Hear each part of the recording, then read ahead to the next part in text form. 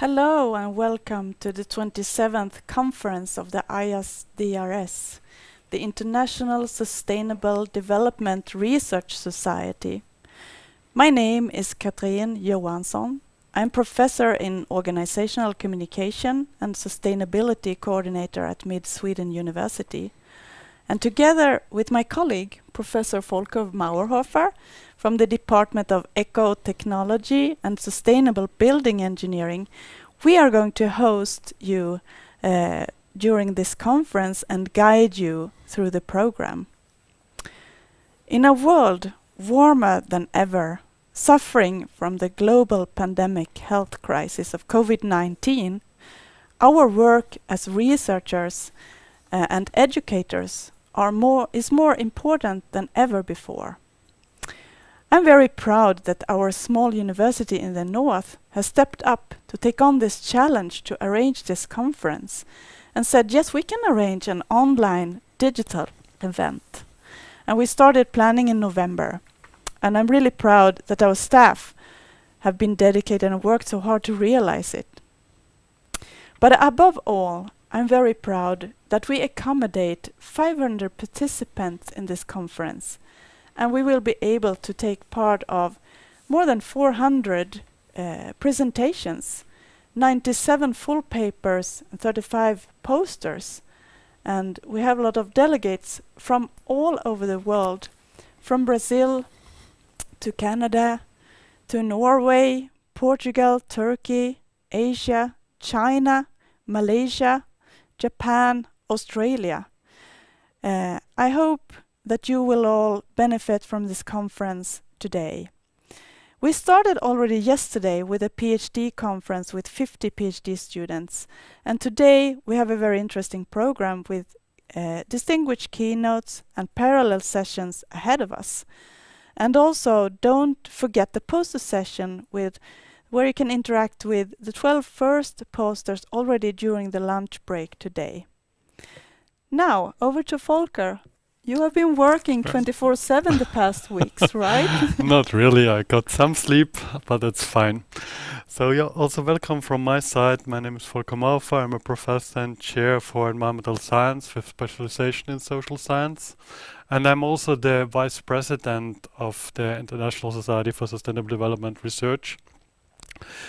When it happened in last autumn that our planned host for this conference dropped out, I went to the dean and asked him what shall we do, and I proposed to him to organize it ourselves, and our dean was very excited and supportive to this idea, and we started really to plan in November from the scratch. We even changed the conference system at that time, which we usually used for this conference, and we made it running.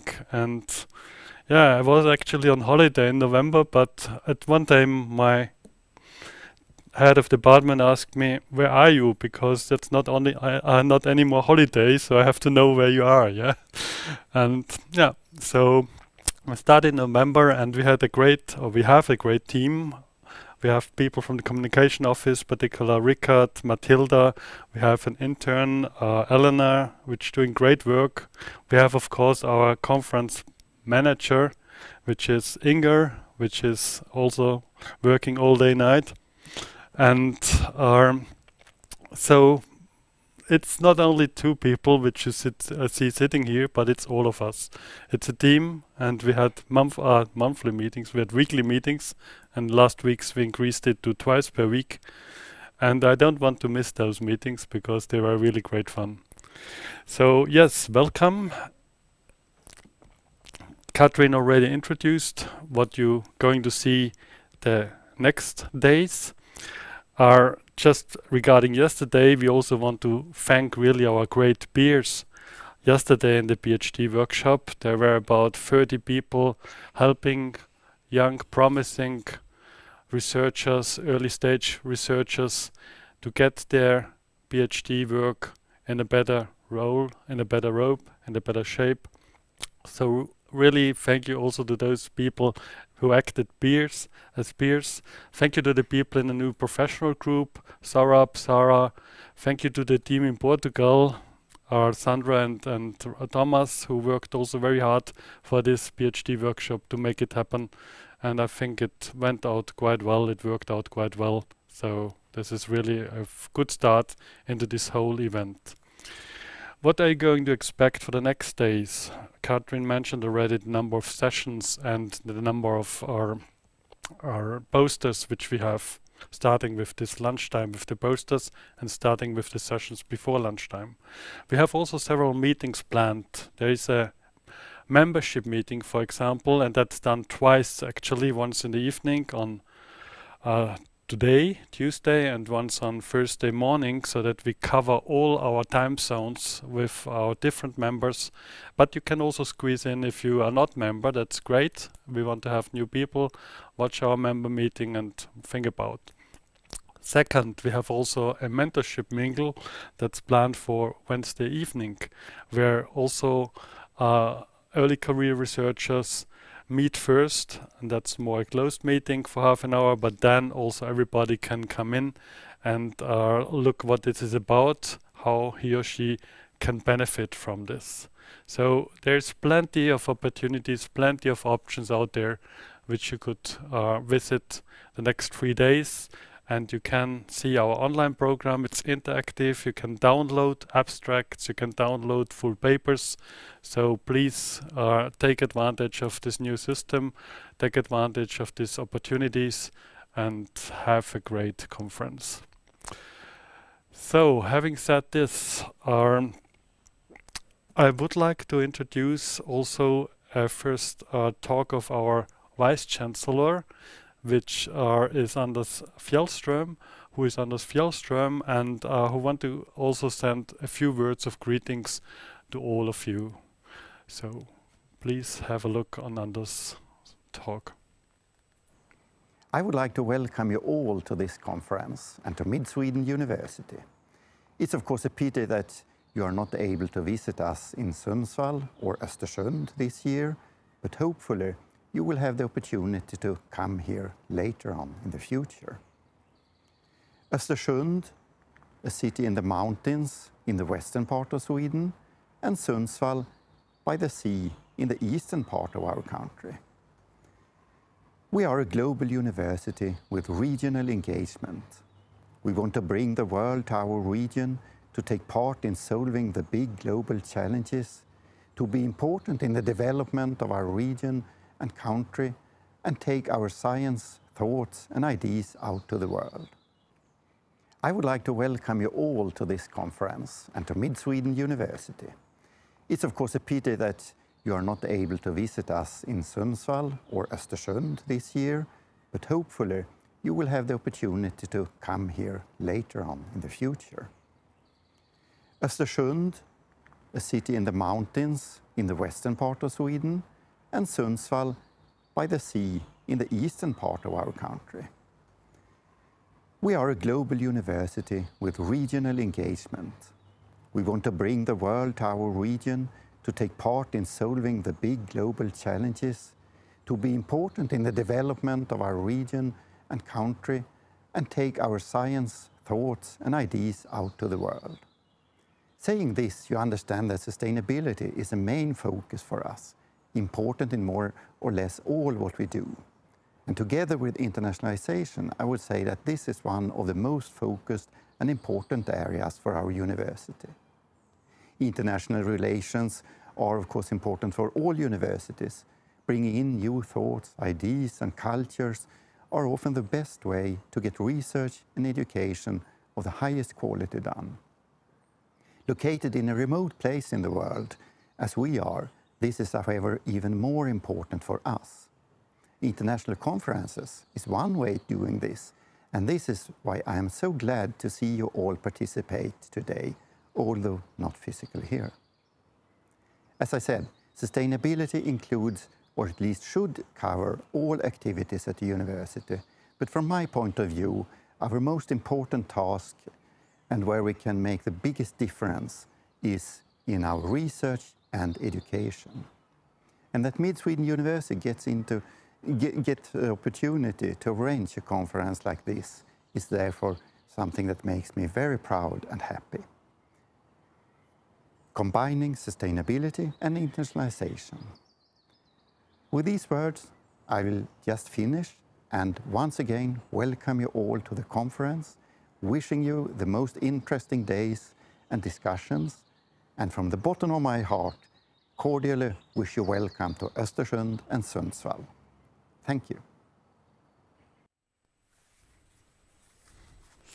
Thank you, Anders.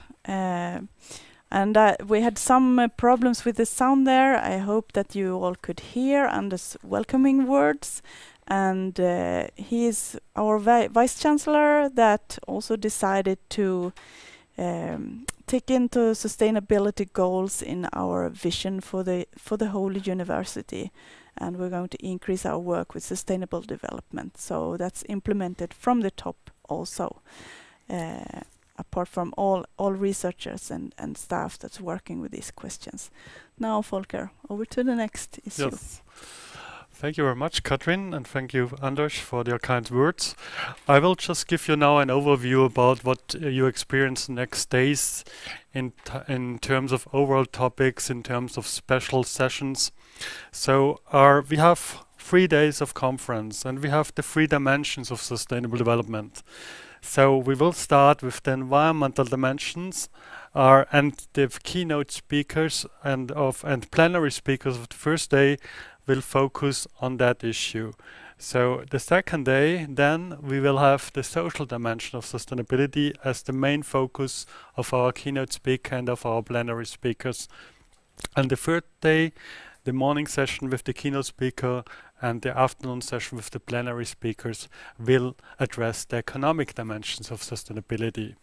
And we have then, on all 3 days, the 10 conference themes quite mixed up, and we will try at each day to provide to each of you some interesting sessions from all those themes. So you can see in the conference program, in the colorful online program, you can see these colorful columns which go down from the first day to the last day. And there you can see that each colorful column spreads throughout all the 3 days. So we hope that you can all find something really interesting for you in all the 3 days. Having said this, I come now to the first keynote speaker, which we had to put about 15 minutes ahead in the program. So he will start now just at 10:15. And it's like carrying oils to Athene to introduce Jeffrey D. Sachs in this auditorium, because he's one of the really world-known figures in terms of sustainable development and SDGs. He's the chairperson of the Sustainable Solution Networks. He was 20 years, I think, in Harvard, professor. Then he changed to Columbia, to the Earth, and built up the Earth's Institute at Columbia University. He was the information person for several presidents of the United States. I could continue like this perhaps for 15 minutes, but I do not want to let Jeffrey wait too long. I think he's already online, what I heard. Hi, Jeff. Yeah. We met the first time in 2010 at the ISDRS conference in Columbia at the university, where you also gave a fantastic keynote speech, and I'm so happy that you're with us.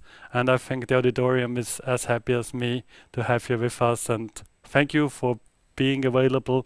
Thank you for being in Europe at this time. Otherwise, it would be very troublesome to have you at this time of the day.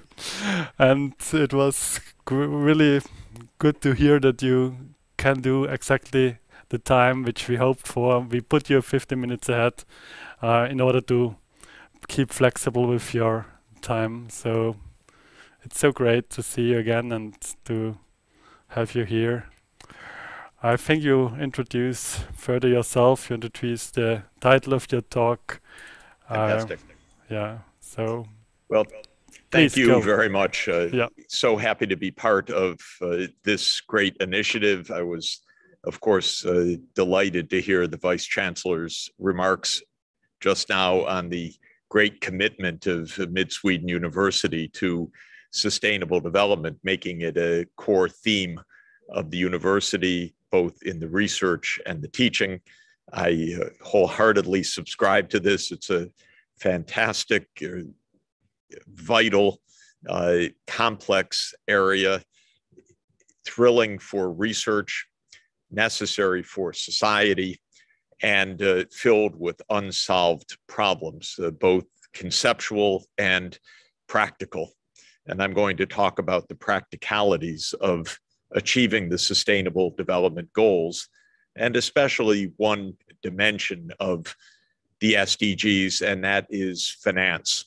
Because we live in a world that is not only divided between rich and poor, but where the tendencies are for wider and wider divisions. And certainly during the COVID pandemic, though countries rich and poor have suffered from the pandemic, we see the economic impacts and the social impacts pulling the world apart even farther, and leaving the SDGs in an even more difficult and troubled situation. Remember that the Sustainable Development Goals were adopted by all of the UN member states, the 193 countries that are members of the UN, in September 2015, with a set of targets for the year 2030. And then a few weeks after the SDGs were adopted, the Paris Agreement was concluded in December 2015. And that is an absolute linked set of objectives. So we should view the SDGs and the Paris Agreement really as one broad commitment to global sustainable development, and with a timeline. Now, even before COVID-19, we were not achieving the timeline, and it is both my commitment personally in my own way of thinking that we should take seriously the goals that we've set and aim to achieve them. And also the conceptual problem that I spend most of my time thinking about is how does one have a complex, divided world work together on a set of objectives, taking them seriously and finding the institutional, financial, and other means to actually achieve what we have claimed we want to achieve. The reason I take that very seriously is that I think we had better achieve the Sustainable Development Goals if we want a decent world. In other words, I don't think that these are just nice to have goals. I think they are central to global safety, to global security, to peace, and ultimately to human well-being. So we really want to achieve them, and yet we don't. Then came COVID, and we are still reeling from a pandemic where our governments have not done at all a good job.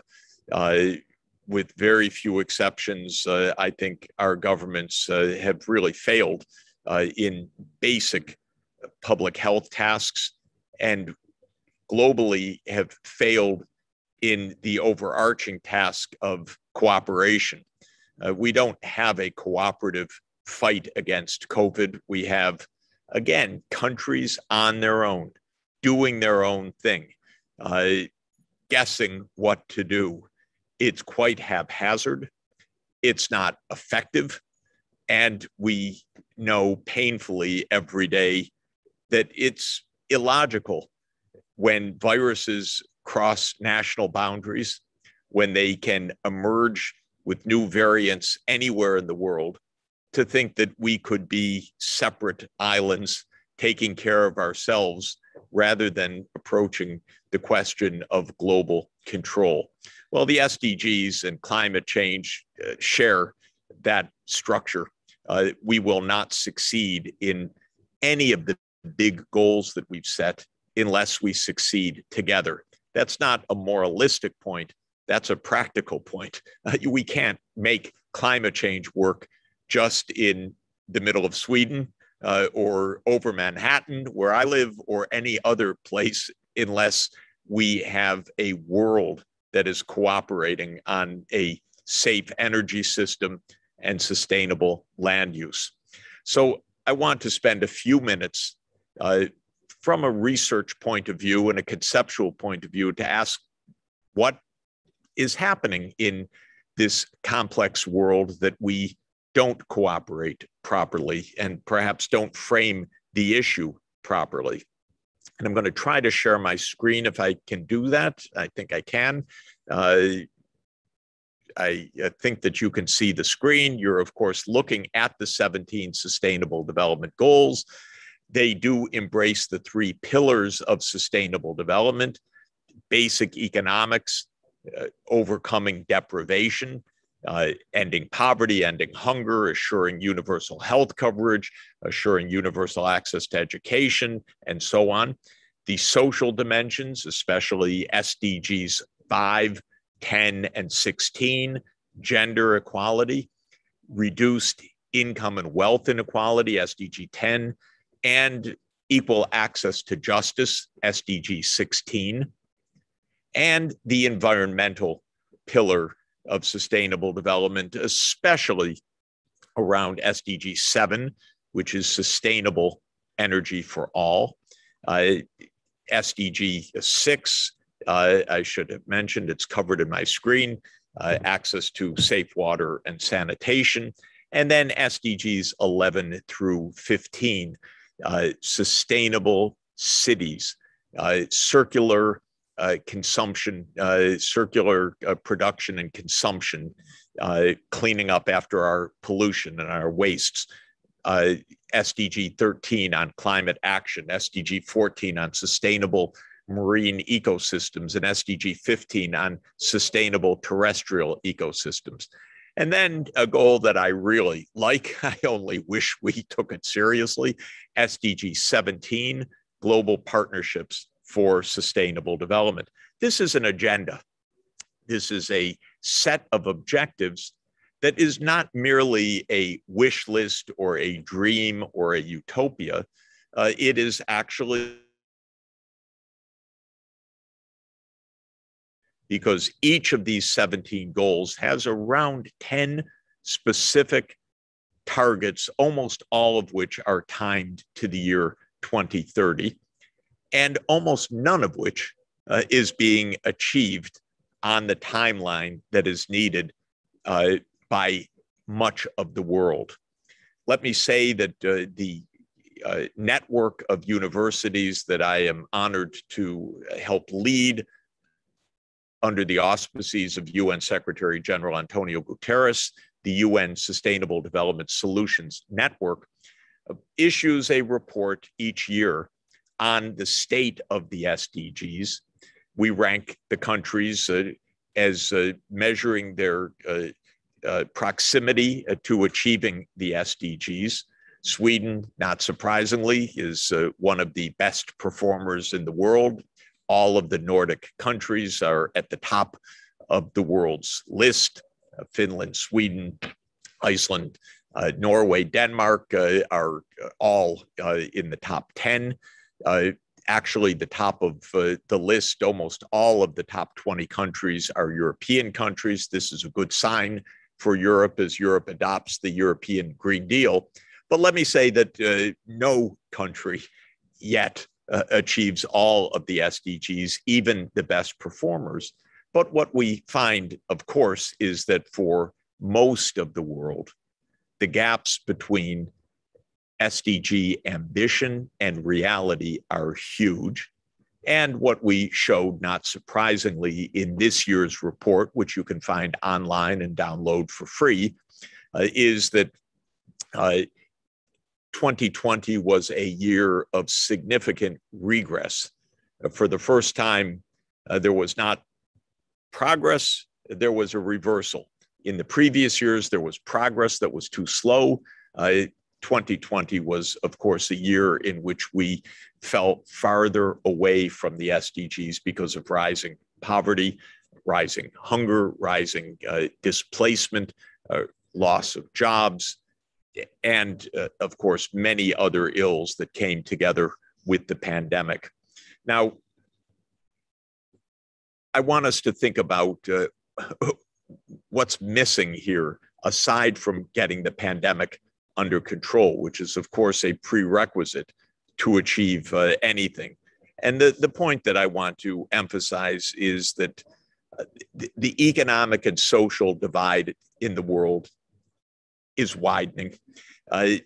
There is a partial exception to that, and China's development is one of the great equalizing forces in the world. It's a shame that the United States is so hostile to China, because China's development success is a great success in ending poverty and in improving the quality of lives for hundreds of millions of people. And it's something that should be praised, not attacked or feared, in my view. But more generally, the divide between the rich and the poor is not narrowing.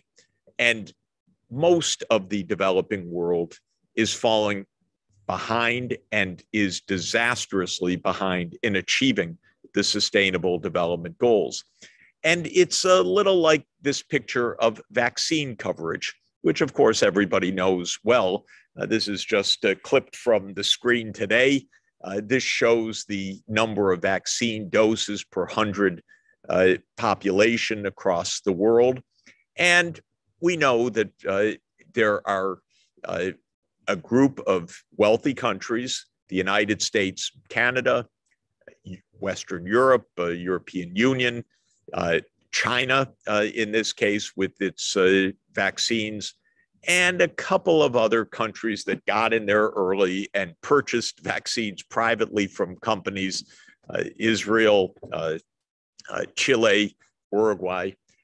But most of the developing world doesn't have the R&D, doesn't produce the vaccines, and has been at the back of the line. And I would say that the world generally works like this. Africa is at the back of the line for everything. Much of Asia is in the back of the line. Here we see that South America is somewhere in the middle, but in fact, South America is quite destabilized right now with the complete immunization coverage, maybe 5 to 10% of the population only, and the pandemic running quite wild. Well, this kind of picture of a world that is so divided, in this case, in immunization coverage, is a general picture of the world. And I find this particular map quite important and quite interesting. This is today's 10-year bond rate for sovereign bonds. When governments borrow, what interest rate do they pay? And to me, this is not only, again, an illustration of a divided world, but is one of the main puzzles and reasons for the deeply divided world. What you see here is, again, the same advanced countries are the ones shaded in green in Europe or in yellow, including the US, Canada, Australia, New Zealand. And what you're seeing here is that the countries in green, which are include Sweden and basically the Eurozone countries, are borrowing at near zero interest rates. So in order to finance investment, governments can borrow significantly and pay almost nothing for that borrowing in terms of interest costs. In the United States, Canada, Australia, the borrowing costs are between 1% and 2% per annum interest. But then look at the rest of the world, all in red, or some countries don't borrow at all. Those are the ones in gray. But the developing countries pay between 5 and 15% annual interest costs on sovereign loans.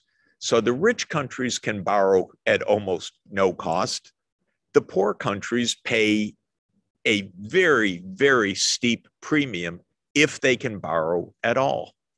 Not surprisingly, capital is not only scarce in the developing countries, it is not, the problem is not getting solved, because when poor countries need to make investments to achieve the Sustainable Development Goals in water and sanitation and renewable energy and digital connectivity, they can't afford it. And that's the basic story, that the division of rich and poor is manifested also in the conditions of the financial markets.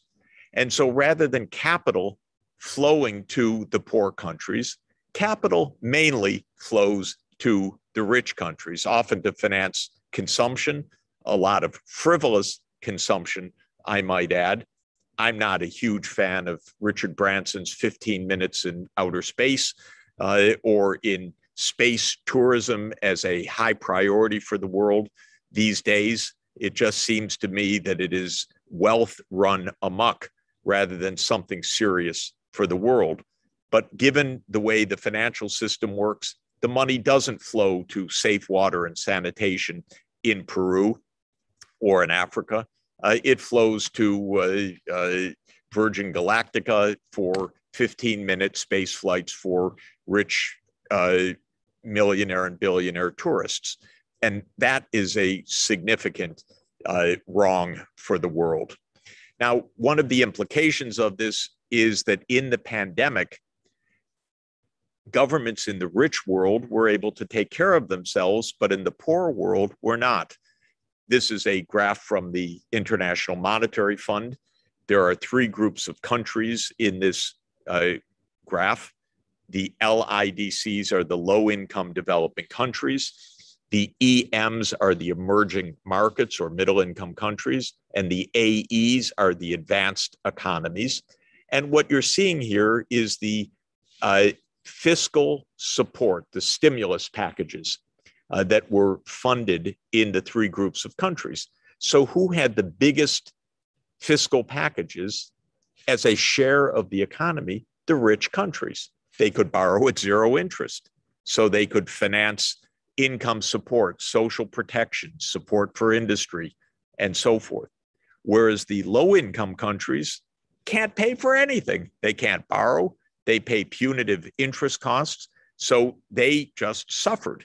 And their income decline during the pandemic has been all the greater as a result of that. So this is a picture of the world that is unfair and getting less fair, because the rich countries could take care of themselves, the poor countries not. Achieving the SDGs, I would argue, is mainly a task of public investment. And of course, there's a lot of research and analytics. What kind of investment? How should it be structured? What are the appropriate timelines and milestones? But I believe that we should think about the Sustainable Development Goals and the Paris Agreement as basically an investment program, and overwhelmingly a public investment program. And I identify 6 areas of public investment that are needed as the highest priorities. The first being education, by far the most important investment that any society makes. And yet hundreds of millions of kids in poor countries are not even in school today. The schools were closed and the online coverage didn't exist to be able to move online. These countries also lack R&D capacity, which is why they're in the back of the line for a vaccine. The second big investment is public health systems and healthcare coverage. We assume that healthcare coverage is a universal good. Sweden certainly has implemented that for decades, but most of the world does not ensure healthcare coverage, which is SDG 3.8. And we have learned that our public health systems are deficient and were not up to the task of containing the pandemic. And I'm afraid that's true of Sweden as well. And that really needs a serious review.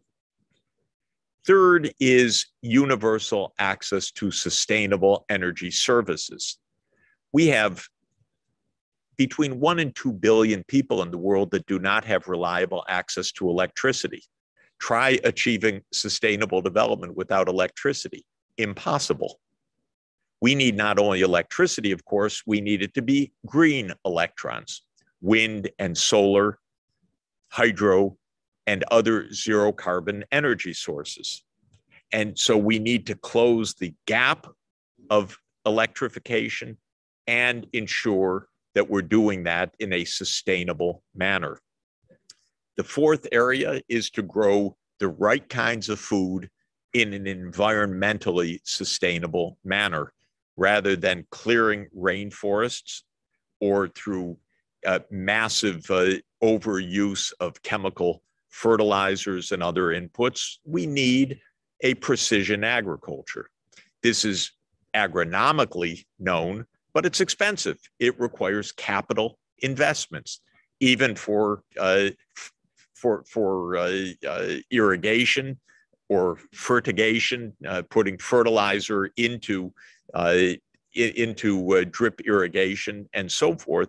This is a lot of capital per hectare, but it is the way that we can grow more food on a smaller area of land and thereby save ecosystems as well as ensure nutritious diets for all.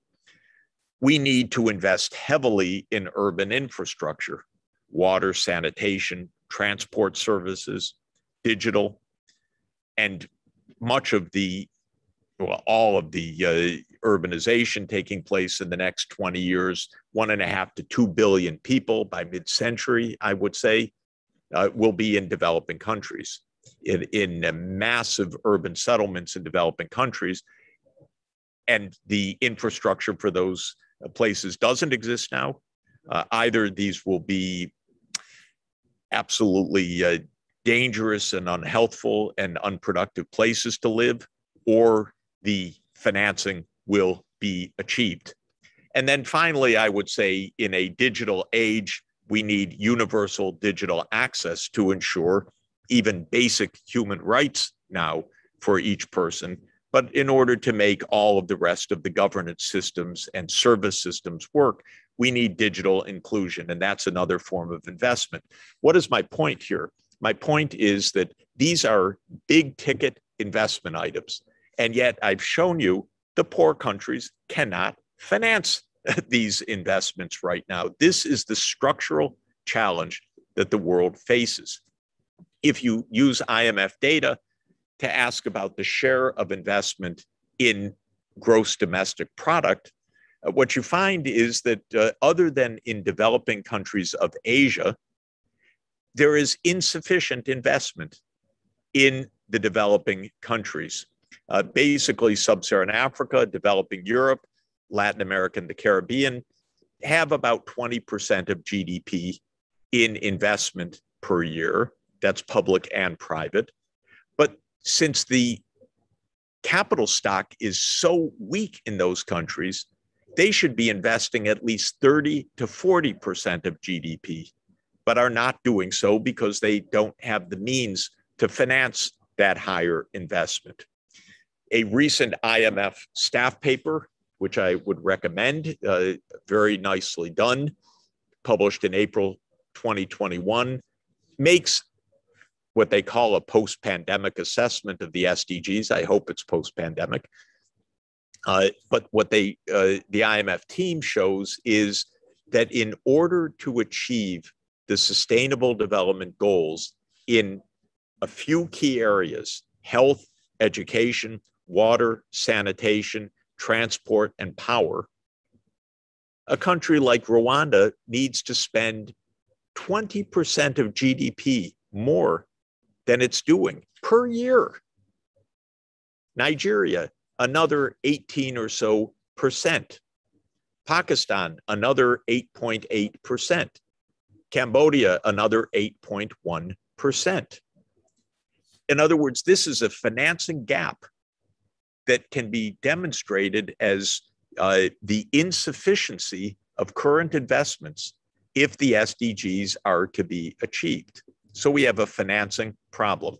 Then the IMF asks, well, if there is tax reform and structural reform and some private investment, could this gap be eliminated? And the answer is no, even under optimistic, maybe even overly optimistic assumptions by the IMF. A current gap of 14% of GDP could perhaps be reduced to 8% of GDP financing gap. That's optimistic, but still there would be a massive financing gap to achieve the Sustainable Development Goals. So my conclusion is that we need a major reform of the international financial system because it is delivering low-cost finance to rich countries, but not to poor countries. The poor countries lack the tax base, they lack the public revenues, and they lack the borrowing power in order to be able to achieve these basic objectives. I think we need roughly $1 trillion a year, or 1% of world output per year, as increased financing for governments, and mainly from official sources. What kinds of revenues could we mobilize in a solidaristic world? What could we do? Well, first, we should tax the billionaires. If they have enough money to take 15-minute rides in space, they certainly have enough money to pay some taxes. There are 2,755 billionaires in the world. Their combined net worth today is on the order of $13 trillion. If they paid just 2% of their wealth each year as a wealth tax, that would be $260 billion. So I put on my checklist 200 billion paid annually by the world's billionaires. Of course, we're at zero right now. We're not even trying to collect a wealth tax from the world's richest people. Mr. Bezos reached $200 billion of personal wealth paying no taxes in the United States because our tax system doesn't tax rich people on their capital gains as they are enjoying soaring wealth. We could also have a global financial transactions tax collecting perhaps 50 billion per year. We should be taxing the global digital industry, especially the digital giants. And that would raise a lot of funding. The US government has been blocking that to protect its digital giants. This is, in my view, a wrong policy. We should be charging against carbon taxation the emitting countries to provide relief to countries experiencing climate disasters. So the poor countries are experiencing massive losses and damages from climate. The rich countries that are historically responsible for those emissions do not pay anything for the damages being incurred by the developing countries. I think that carbon taxation could raise funding to help the Caribbean countries face hurricane risk, to help the small island states face rising sea levels, and to help countries take the adaptation that they are desperately in need of as climate change continues. And then the fifth point on my agenda is to recapitalize the MDBs, the multilateral development banks. The multilateral development banks are the World Bank and the regional development banks like the African Development Bank, the Inter-American Development Bank, the Asian Development Bank, the Islamic Development Bank, and so forth. These banks should be major conduits for perhaps $500 billion a year of investments in green energy, for example. And because they can leverage their balance sheets, $1 of paid-in capital to the World Bank or to the African Development Bank can be leveraged 5-to-1 as those banks go out to borrow at a AAA rating in the capital markets and then on lend at very low interest rates to their member states. So I think that for $100 billion a year paid in by the rich world, which is 0.2% of GDP, and the United States, the country with the biggest, large country with the biggest insufficiency of development financing, we could leverage that to something on the order of $500 billion per year of incremental funding. Well, this list of 5 ideas totals $1 trillion a year, or about 1% of gross world product.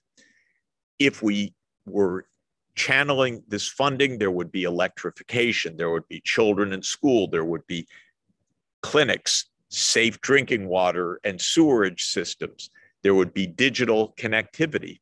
And on that basis, private investment could also flow into developing countries because there would be an infrastructure base and a human capital base for earning private returns in the productive sector of the economy.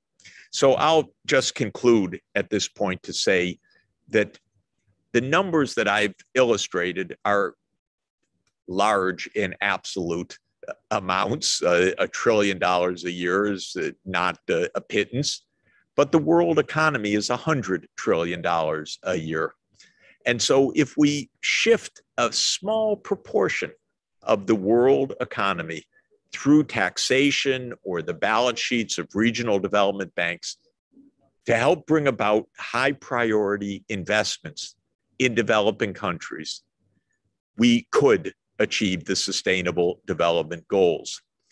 My hope is that this trauma of the COVID-19 will be recognized for what it is, a sign of how insufficient our current multilateral system is, how completely interdependent we are for our health and our well-being, even our survival, our recognition that we are rich enough to solve our problems, and will lead in the next year upon reflection, I'm hoping, within the major economies to the notion that we really do need to do something different, because while the world is in turmoil, it won't be good enough to have a few dozen billionaire space tourists. We have to do better with our resources to solve the world's problems. Let me thank you very much for the chance to be with you and wish all of you the best in the conference, but also hoping that we will stay in contact on this research agenda, because we really are, as researchers, all in it together as well. Thank you very much. Thank you very much, Professor Sachs. I really appreciate so much that you highlight these complex challenges from the global perspective, the division between the rich and the poor, situation with Africa back of the line, but you also provide some hopeful solutions to these complex issues with this financing ways. We have achieved a number of questions in the chat for you while you were speaking. So I will just start with the first question, and I will just ask you also if you might consider to share your slides afterwards. That would be great, but that's your option to do that. But we have a question here relating to the United States. And the question is, with the United States under new administration, do you see the SDGs being achieved within your country? My question is also thinking about the US having a federal system which states are stronger than the central government. Well, we are, as I think you can see, a very divided society, a very deeply fractured political system. We have no consensus in the United States on big issues, and we are divided by race, by class, by geography. We have a decent president, a good man is what I mean, an honest and decent person. We had a psychopath as president for 4 years who still lurks in the shadows, an extremely dangerous man, Trump. And so I think the future of the United States is really very uncertain right now.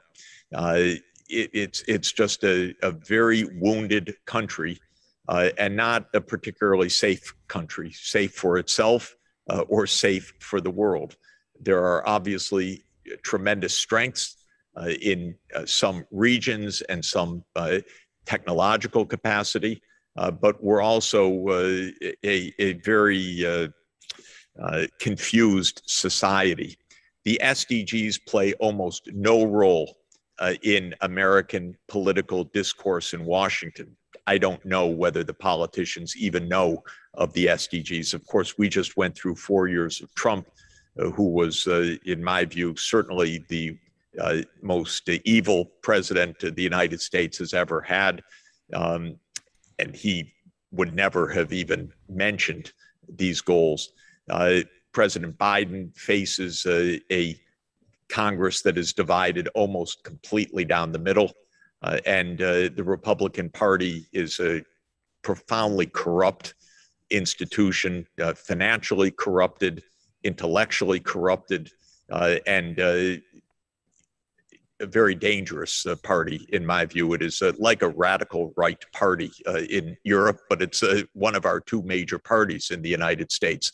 And so I am just holding my breath about the United States and trying to give any kind of support I can to the Biden administration. But I'm not counting on the United States to be the stable world leader of this. For that, we really need Europe. Yeah, thank you. Thank you, Jeff, also from my side for your really wise input and great insights and proposals. Just ahead, we have quite many questions already in the chat, and we might not be able to cover all of them in the time. And also some of the questions are already addressed by your financial proposals, I think already, but we will try to get as many questions in there. Just insight from my side. Sweden, you mentioned, is far up when it comes to the implementation of the SDGs, and perhaps we are far up because we can afford it, yeah? And on the other side, we are far up because we have a quite high ecological footprint, so we use resources quite much to become rich, and then we can afford to implement the SDGs. So there's also some sort of dilemma in there in this. And I want to go back to this to the questions, and there's one about Africa and the SDGs. As Africa is far behind in implementing the SDGs, what is your advice for the younger generation, particularly, to move forward? How could the younger generation in Africa go forward? Yeah, thanks very much. Let me say one thing about the questions coming in the chat and the Q&A, and that is because time is very short, we don't have enough time for me to clarify concepts. Somebody said I mentioned precision agriculture. That's what Monsanto wants. That's not what I mean at all by precision agriculture. I mean not putting more chemical fertilizer on crops than you need. So when this questioner, Thomas Hahn, says researchers suggest agroecology, sustainable agriculture, regenerative agriculture, so why do I stick to precision agriculture? I just want to make clear this is maybe words and semantics, but I mean something quite different from Monsanto, not even close to that. By that, I mean, for example, drip irrigation, which I think is an extremely important and practical point in a water-stressed world, but it requires a rather significant investment of capital. And that is, to my mind, extremely important. Of course, one of the issues for us as researchers is to try to identify best pathways to achieve goals, taking into account local climatology, local pedology, local conditions. And that's why research is so vital on this. Another questioner was asking, why don't I talk about circular economy? Yes, for sure. Circular economy is a big part. I mentioned it in passing because I only had a half an hour to discuss things. And the questioner said, aren't I just saying more? Well, not quite, except I would say more of the following. We need more electricity, actually. We really do. Worldwide, a lot more, because 1 to 2 billion people use almost no electricity, but they're going to need it for sustainable transport. They're going to need it for connectivity. They're going to need it because they will have a connected device just like you do and I do, and they need that as well. They need a light bulb, or not, if not an incandescent bulb, they need lighting. They need refrigeration. They need perhaps pumps, heat pump, and so forth. We're going to need more of certain things, but we're going to need them in a sustainable manner. Fortunately, this is completely feasible, but this is what good quantification and good diagnosis should show. When it comes to Africa, let me say that the situation is where in rural areas where perhaps 50 to 60% of Africans live in most of sub-Saharan Africa, the infrastructure situation is not what you would even be able to imagine unless you have personal experience. Electrification does not exist. Access to safe water and sanitation is extremely sparse. Connectivity, certainly of broadband, is extremely limited. Access to devices for connectivity is limited. None of these is insoluble, not at all. This is actually, from the point of view of the world economy, small ticket, not big ticket. But from the point of view of poor people, a big hurdle, especially when the government would have to pay 10% interest rates on borrowing, which if it was able to get the borrowing. So my whole point is not that this is impossible, but that it requires a coherent, direct strategy. For young people in Africa, there's no question that skill development is paramount. Digital connectivity is paramount.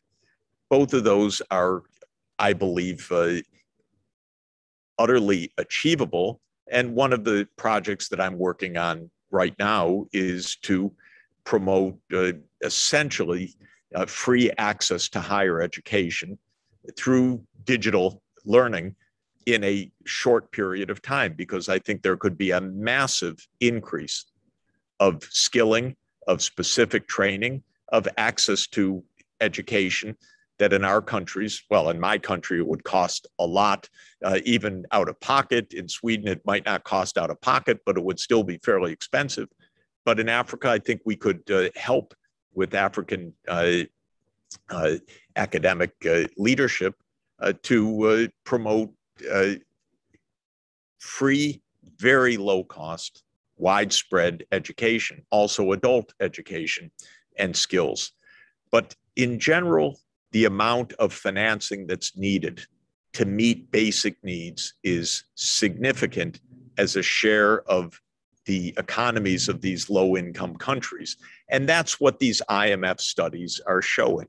And the IMF has not traditionally been the one to demonstrate that, but it's done a series of excellent studies over the last 3 years, asking in a very practical way, what is really needed financially and organizationally and institutionally to achieve the Sustainable Development Goals. And that's the point of the slides I was showing. More financing, well targeted, can do the job. But the financial means need to be created because they do not currently prevail. They will not be provided by private capital markets. They are not at the disposal of governments, and these investments are not getting made at this moment. Thank you so much, Jeff, for this wrapping up and to the force through most of the questions.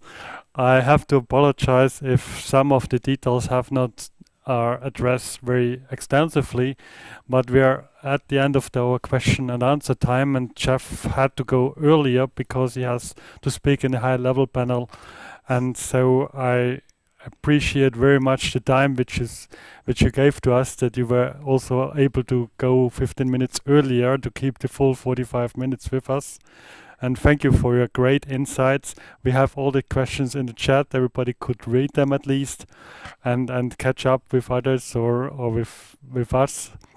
So thank you so much, Jeff, for your being Wonderful. with us. Thanks to you, and all best wishes on a great conference. Thank you so much, and you are happy to stay also in the conference for the 1 hour session. Thank you. So I will hand over to my colleague, Katrin.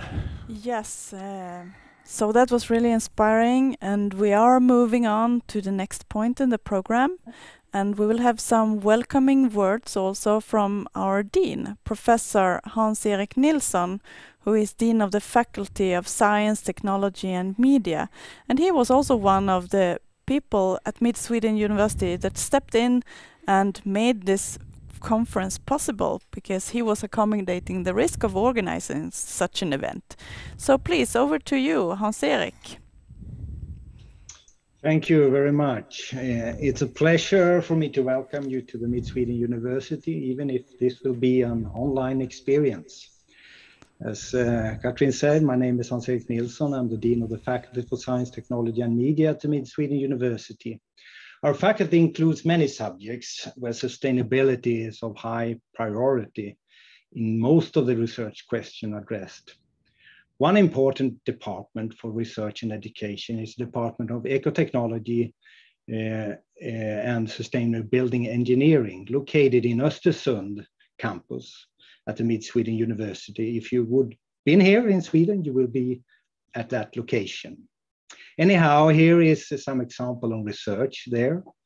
Within the BioREM fiber research project, the goal is to develop market-adapted environmental technology to clean up fiber banks along the coast of Västernorrland with the help of fungi, plants, and bacteria, so-called bioremediation.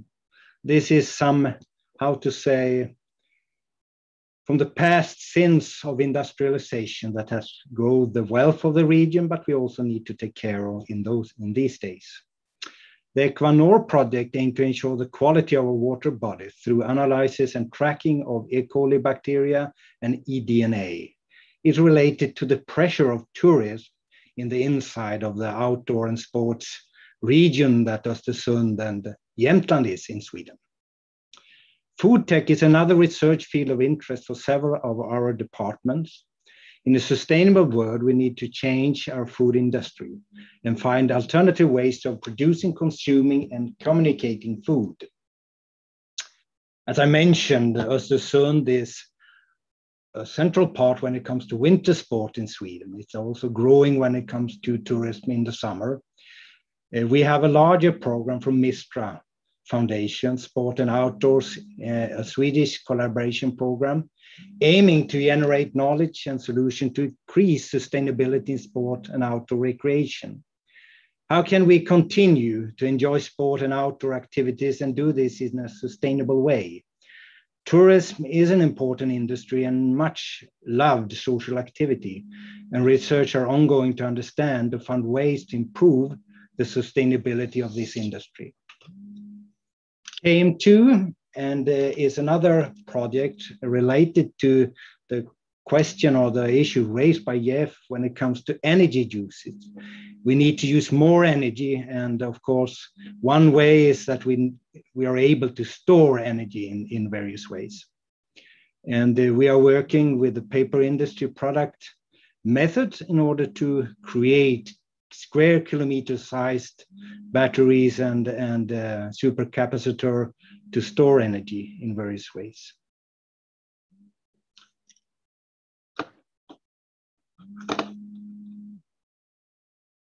In all research areas, there is aspects to consider regarding sustainability.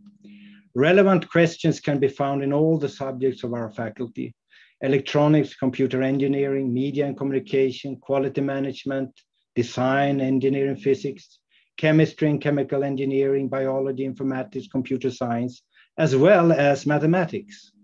Modeling is an important field to sharpen our understanding of global complex mechanisms and to allow more realistic future scenarios for decision making. It is with great satisfaction that I see such a broad scope of tracks in the online conference, and it's a great pleasure to be part of an online conference experience of this size.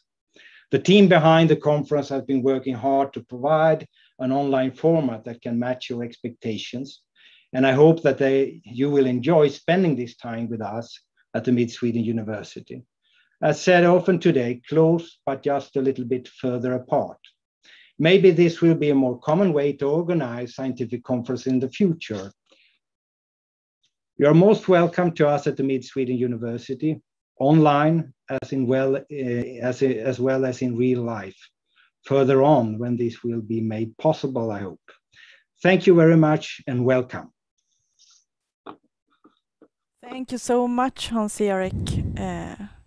Yes, we also have another speaker I want to say welcome, I think. Thank you, Hans-Erik, also from my side, and also for pointing out the faculty and the department for our work. I was also thanking my prefect in the department, Nils Nielsen, for making this possible, and all the colleagues stepping in as co-chairs of the conference. So our next speaker is Peter Dovers, who is the current president of the International Society for Sustainable Development Research, and I would welcome Peter and ask him for his words of welcome. Thank you. Well, thank you, Volker. I would like to begin by thanking you all for attending the conference and praising you all for all the different efforts that you have put into research in sustainable development and making a conference like ISDRS 2021 possible, by writing abstracts and full papers, by facilitating tracks as track chairs and reviewing abstracts and full papers, by accepting to address our community as invited keynotes and panelists, by organizing the academic and the administrative sides of a conference such as ours, and by giving young scholars and PhD students the wonderful opportunity of a full day's workshop with 50+ participants from PhD students and 30 seniors yesterday. ISDRS is a prospering society. About 500 registered participants we have heard for our second online conference is a solid, and I would say a very good number. With about 2,750 followers on LinkedIn, just as one example, and about the same that have signed up for our newsletters, we are happy to help spreading your research in many different ways. All of you help making the world a little bit more enlightened. Our students, business leaders, civil society, policymakers and politicians equipped with more relevant knowledge and competences to help transform societies throughout the world into more just and more equal societies, into societies that take on the underlying problems of climate change, and into societies that actually live within the limits of our one planet. By that, I would like to welcome you all and thank you again for making this wonderful and highly relevant community prosper. Thanks again to Katrin, Inger, Hans-Erik, and Volker and their team for a wonderful start. And I hand over the screen and mic to Katrin and Volker again in the studio. Thank you, Peter, for your kind words of introduction and welcome.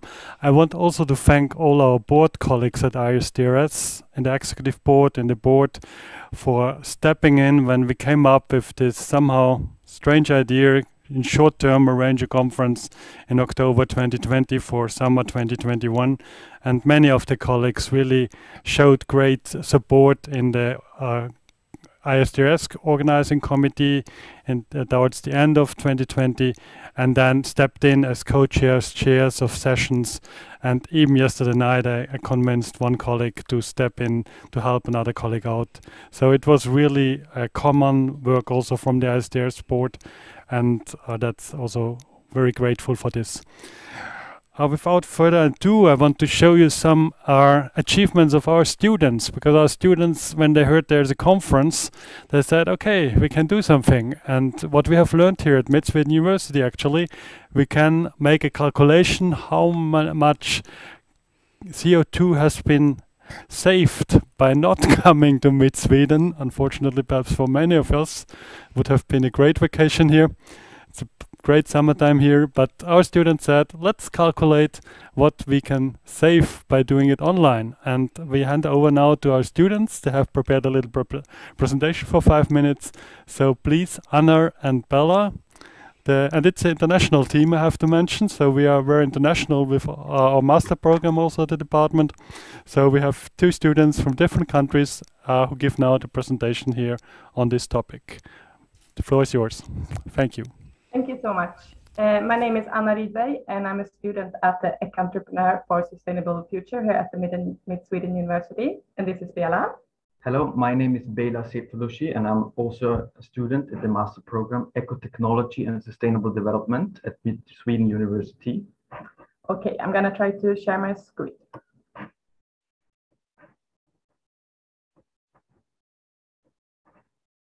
So we have done a case study of the emissions that could have been caused by the ISDRS conference 2021. We like to call it emissions that have never occurred. We are a part of the Student Network for Sustainability here at Mid-Sweden University.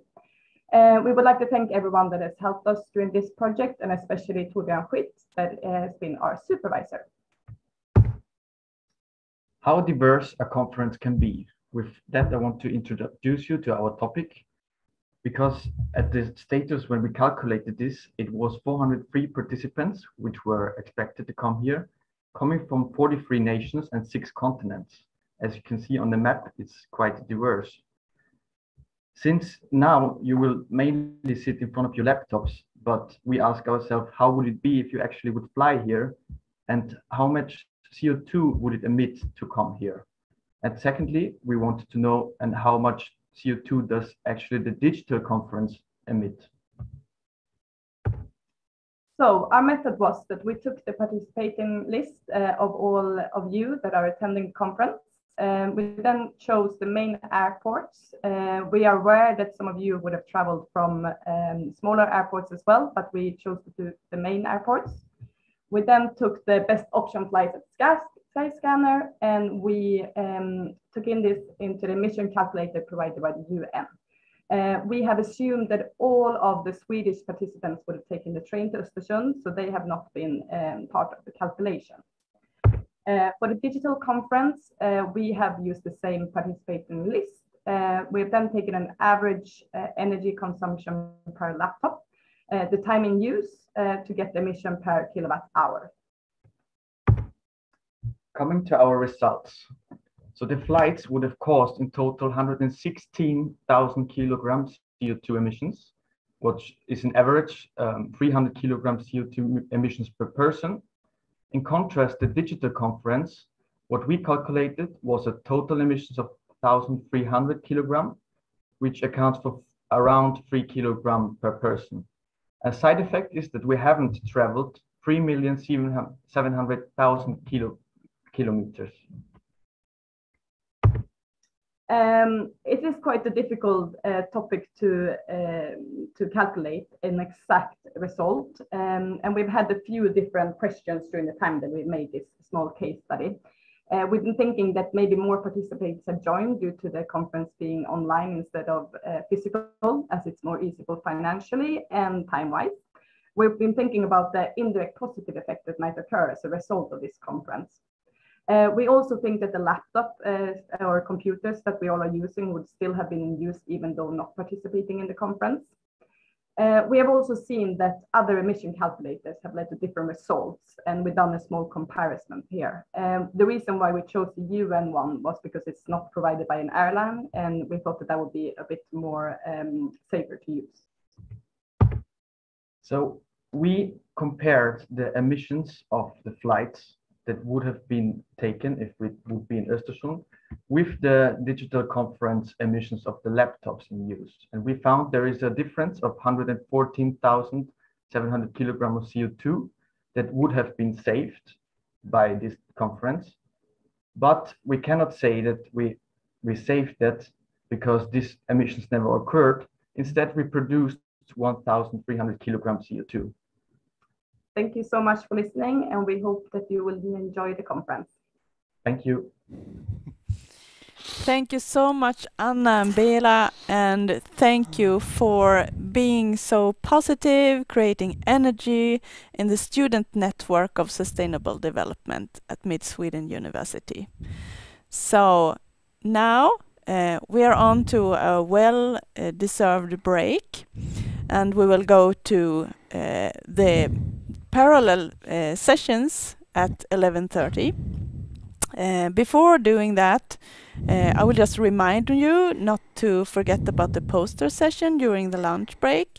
And depending on what your wishes are to which session you want to attend, you will find the different links to the different panels in the program on the website. As you said, Volker, the colorful program. So please enjoy the parallel sessions and the break, and we will be back here in the studio and see you after lunch. Bye.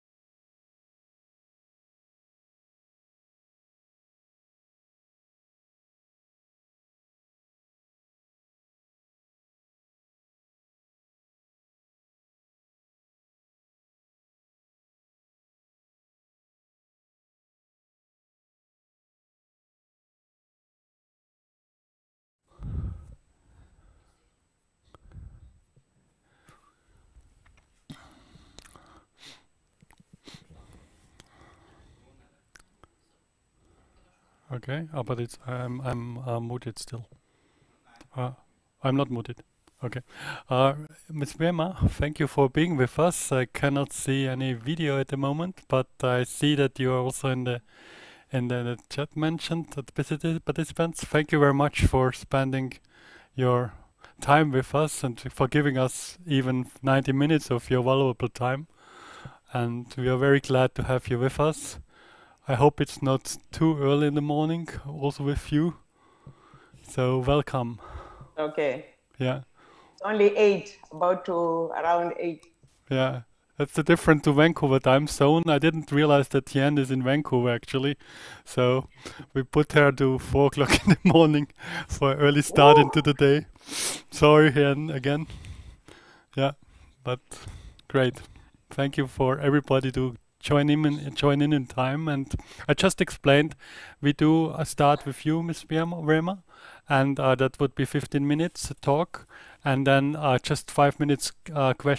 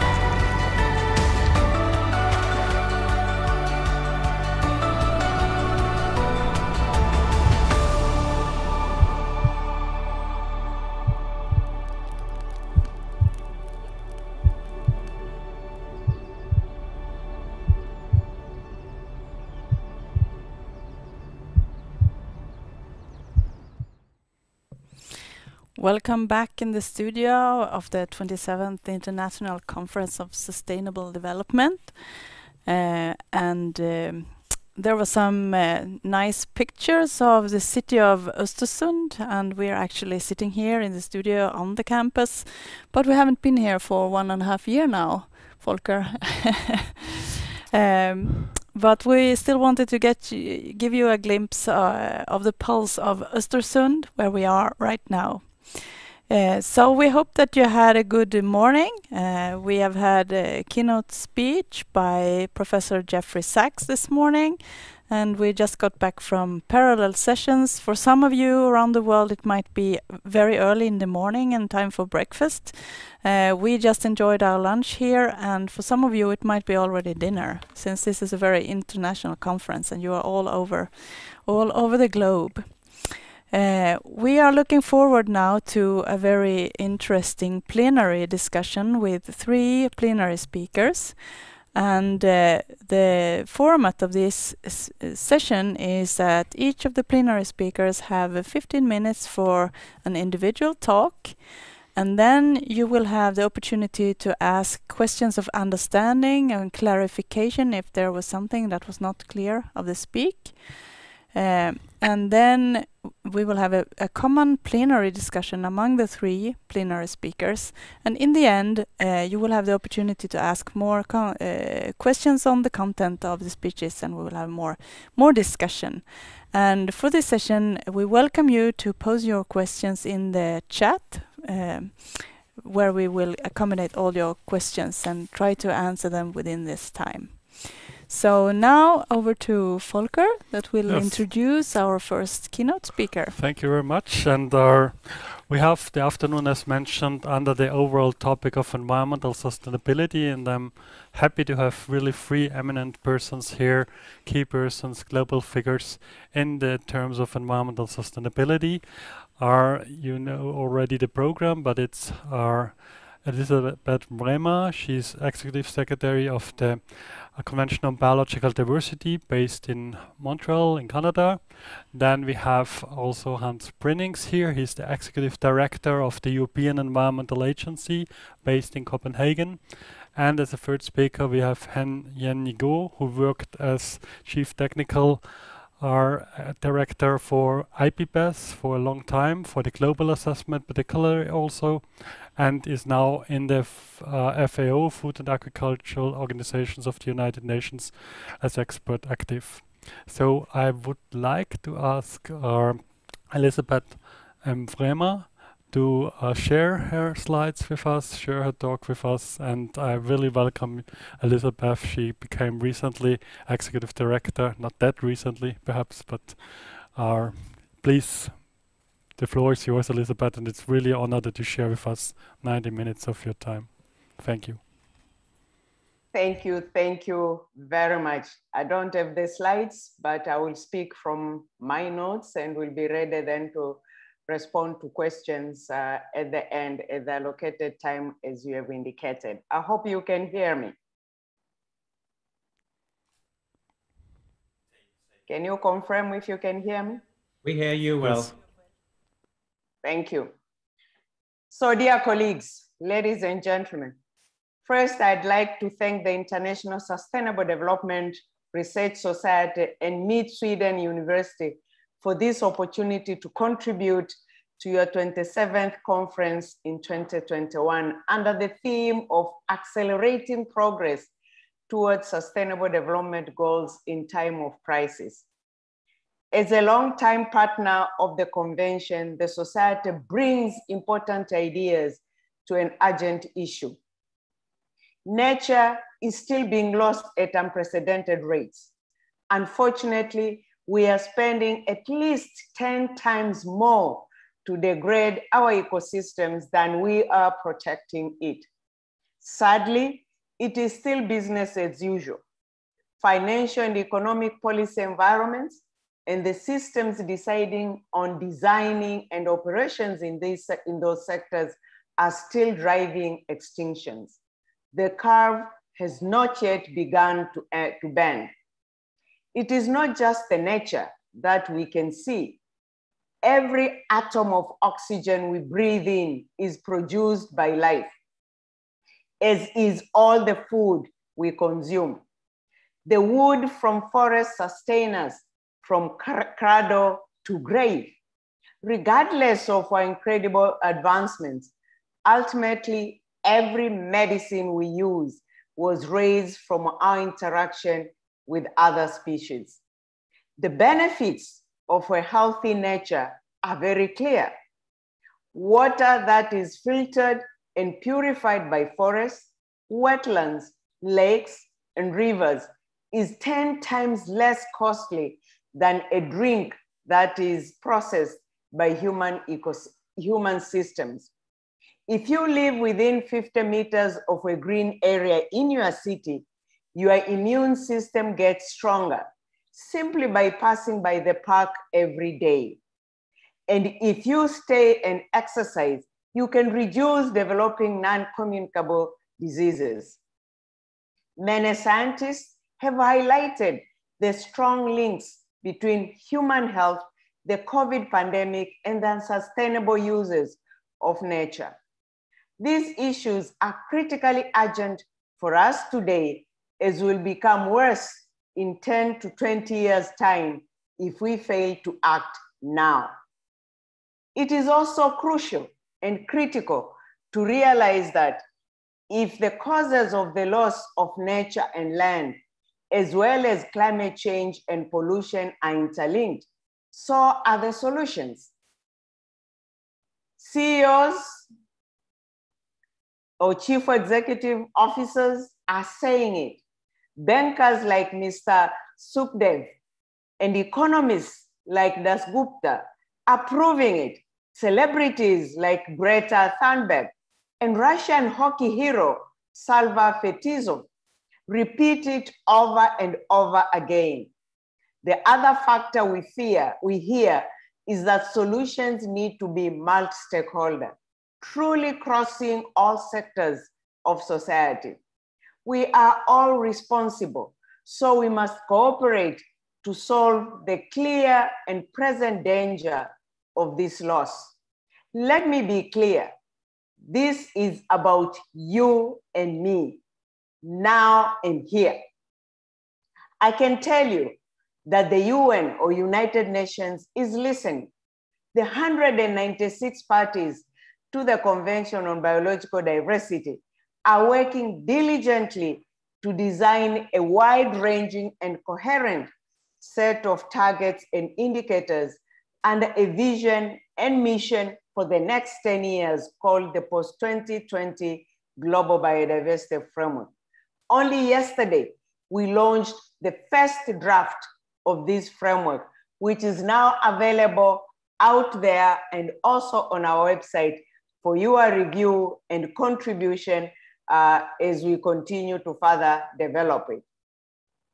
We cooperate with relevant players from all sectors and levels of government and society. People everywhere are speaking up and getting involved in trying to secure a better future for us all. Thus, we need solutions that transcend political barriers, a menu of options that are simultaneously science-based, ambitious, feasible, and measurable. This is your job. We are the platform that is actively asking for those integrated, holistic, participative, and feasible approaches. You are one of our partners that can provide answers for the national, subnational, and local governments that work with us and do the business and financial decision makers that listen to and interact with the convention's agenda and the outcomes. You are unique, the world's best scientists. You combine the objectivity of science to tell you or tell us where we are and where we are going at every cycle. You do possess the wisdom of setting the goals and changing them if necessary towards what is required and what you have the passion needed to succeed. It will not be easy, definitely.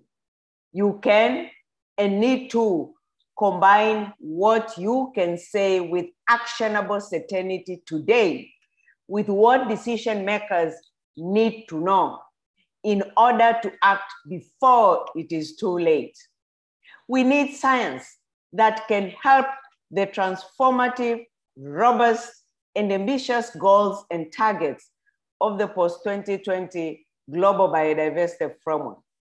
This will be quite a task. Of course, most of those speaking today are already working on this theme.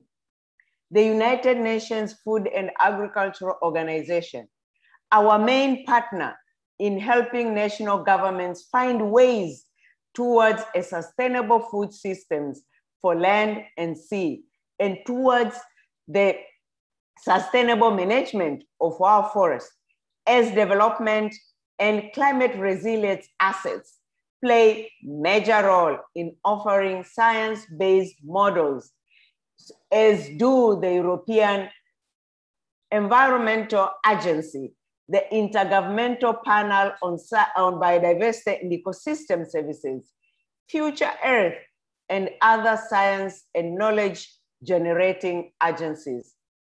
Science will need to be at the best of the solutions you are pursuing.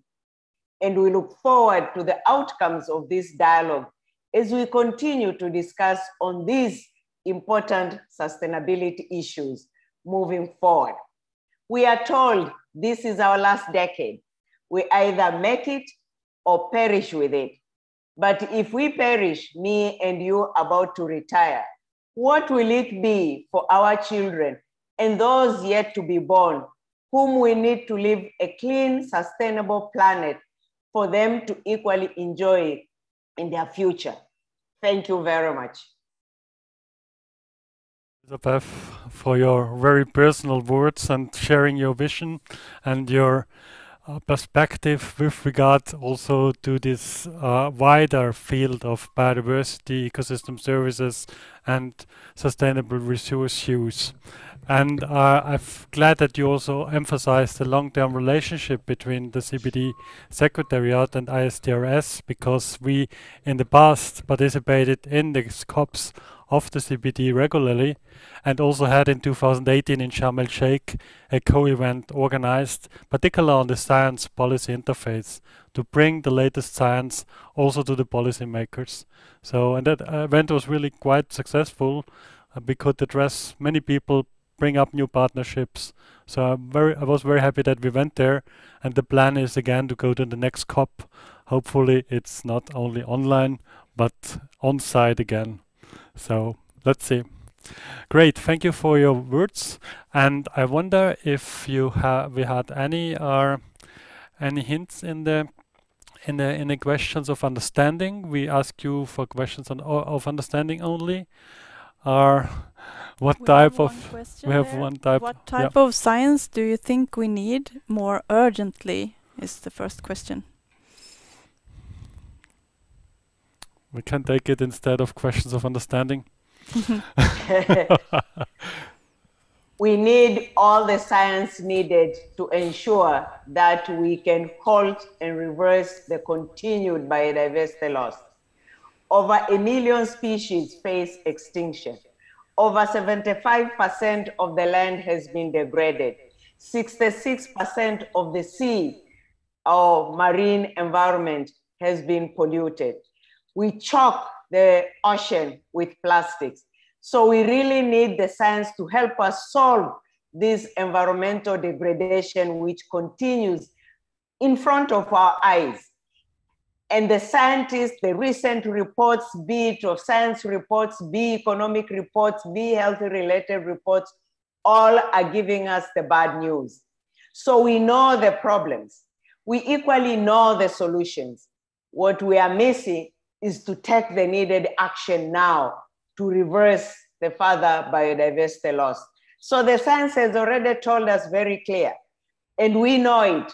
And all the recent reports are mentioning it. Action is what is needed to move from rhetoric to actionable actions on the ground. Thank you. Thank you for a great question. And I think it's really about managing biodiversity is very much managing people, yeah? Because it's not the biodiversity which is the problem, but it's us actually which is the problem with our consumption and production patterns, and managing the people's mind, changing the minds of the people. And then the politicians will also change when they realize that the people want them to act. So that's one of the main fields of science perhaps which we really have to address. Yeah. Thank you so much for your input, and for also thanks for the question from Santiago. And if there are no further questions yet, we can also have in the general discussion then more questions to Elizabeth. And we might continue just in the program with Hans Brünnings. He's, as I mentioned, the Executive Director of the European Environmental Agency, which provides expertise, particularly also for the European Union, but also for many countries, other countries. And Hans and me have a long-term relationship because we met randomly actually in a EU project, European Union project, 2005 in Romania. We were both not in our positions which we have yet, but we had a very good collaboration in Romania, and I remember a very nice dinner in a very old building in Romania with a nice chat. So, and then we moved our ways, and the ways crossed several times since then. And I'm very happy that we could gain hands for our meeting here and could give also a talk of 15 minutes. Hans, please, the floor is yours, and glad you are with us. Thank you, Volker, and hi to all. It's a pleasure to be with you and to engage in exchange with you as a scientific community. I will share my screen. Yes. Now I go to the slideshow modus and now I should be ready to speak to you as it is supposed to happen. I will focus on the European Green Deal and the promise it holds for more fundamental systemic sustainability transitions in Europe, because I think that is really the question of the time. How do we not try to fix in the margins, but ask the serious questions about the unsustainability of the current systems of production and consumption, and how we can change those towards fundamental sustainability. And the starting point, as always, and I'm glad that Elizabeth referred to it, of course, is knowledge. It's science. And in this case, I don't need to introduce the IPCC. We all know what they are about. We are fortunate to have a lot of representation from the biodiversity and ecosystem services community, IPBES, and the messages that Elizabeth referred to. I would also like to emphasize the International Resource Panel. It's probably the lesser known panel, but that looks at the way in which we use resources in our economy and the impact that has on biodiversity and on climate change, and of course the impacts of the environmental degradation on our health. And if you look at the panels and the reports coming from those organizations, they sent a very similar message. First of all, we are living in times of urgency if we want to turn things around. So we're in a pivotal decade, the window is closing. Secondly, and I think this is underestimated, we're already dealing with irreversibility. So we are in a stage where we are dealing with permanent damage. We are seeing tipping points in the Earth system. So we don't know when, how, where a new equilibrium of sorts might be. And on top of that, these problems are interconnected. So if we fail on climate, we will fail on biodiversity, and the other way around. Resource use is central, and they all are linked to our health.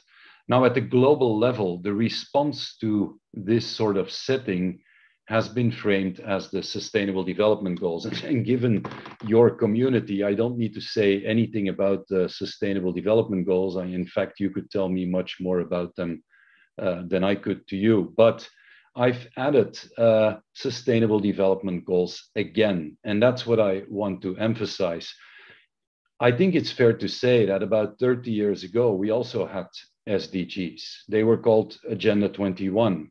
They were called the Rio Declaration.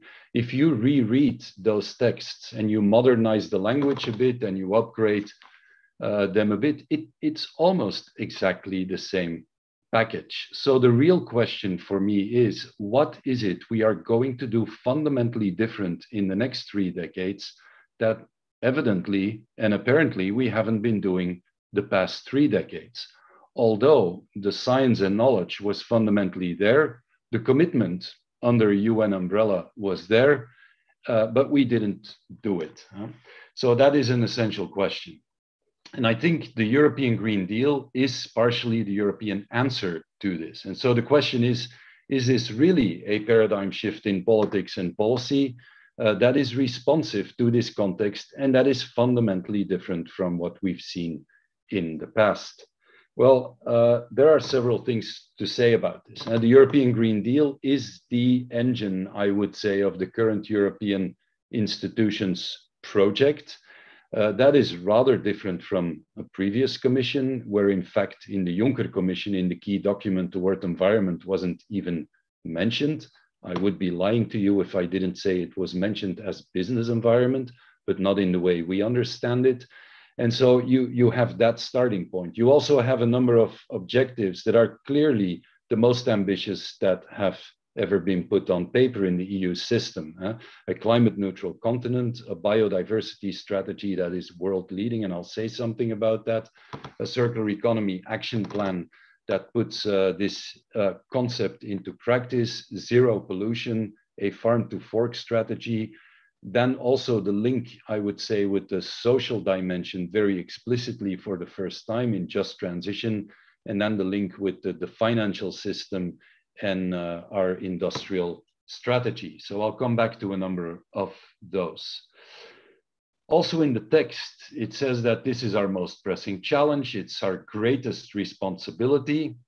It talks about Europe in the lead of the transition, and transition in science, of course, has a particular understanding. So this is a link to the type of policies that should emerge based on these objectives. And it even in the first sentence speaks about existential threats. Now I can tell you in the EU system, the word existential threats is not easily used. So it is clearly a sort of new beginning when it comes to these themes. And if you read this from a knowledge perspective, it is clear that it is beyond a Green Deal, also the priority for Europe in a political project, in economic decisions and investment. That is how it is framed. It has a very strong systemic transitions logic embedded in the goals. There is a link with sectoral policies, but in a very new way, not to green them a bit, but to transition them towards different types of sectors. The interconnected nature is essential. There is a very long time horizon for policy making settings, 2030 as a stepping stone to 2050. There's this social dimension, and there is a clear link to an innovation and digitalization agenda and a governance agenda. And so at the agency, we say this ambitious, innovative, interconnected, and systemic policy agenda has to be matched by the same ambitions on the knowledge side.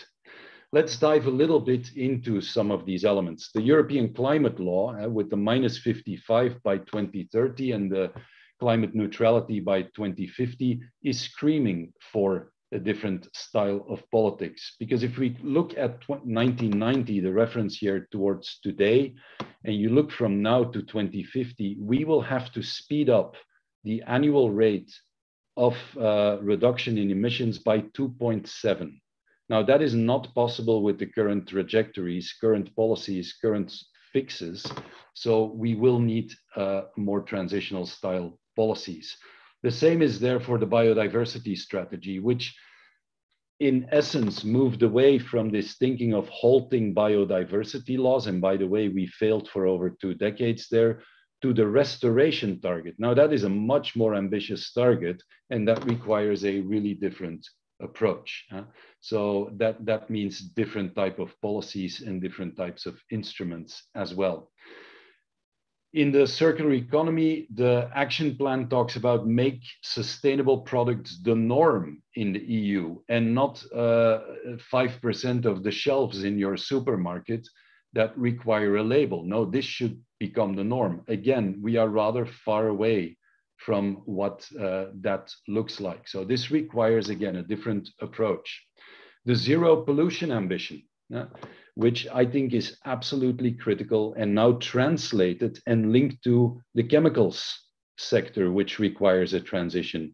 The link to the use of pesticides in agriculture, which will be cut in the next decade by more than 50%. So that type of elements is clearly there. And why are they there? Well, if we look at our own state and outlook of the environment report of 2020 and what we call the piano of the European environment, and every key is a set of policies for which we have data, you look at the past trends and it's a sort of mixed picture, but natural capital, which is clearly the foundational capital, is we see the most red. And when we look at the outlook for 2030, we clearly see the green disappear. Now, Europe has probably the most ambitious, most well-developed, and also most binding policy setting. And if this is the outlook, yeah, it's obvious that this is the message that is screaming from it. Bouw Business as usual is no longer an option, and not even business as usual plus, and that it's better implementation. So we need to shift gears. Shifting gears, in our understanding, means catalyzing systemic change. And we focus primarily on the food system, the energy system, the mobility system, and the built environment, which provide for human health, well-being, and also are linked to social cohesion in their distributional aspects. Now, if you plead for systemic transitions, you need to understand some of the scope of this. And for us, this is about the very deep character. This is not messing around in the margins, understanding that there are no silver bullets to these complex challenges, understanding the deep lock-ins that we see in social practices and paradigms, and also understanding the barriers to fundamental change. And let me briefly illustrate some of these. One of the silver bullets that we see across the board and in the mobility system in particular is, let's make the current technology a bit more efficient, the efficiency paradigm. Well, that didn't really work because we keep adding greenhouse gases and keep polluting. So we thought there was another silver bullet, the biofuels. Well, we all know by now that if we would have done what some people were telling us to do in biofuels, we would have had very serious issues to deal with today. Now, the other plan would be to let's keep the whole system, but just change the engine.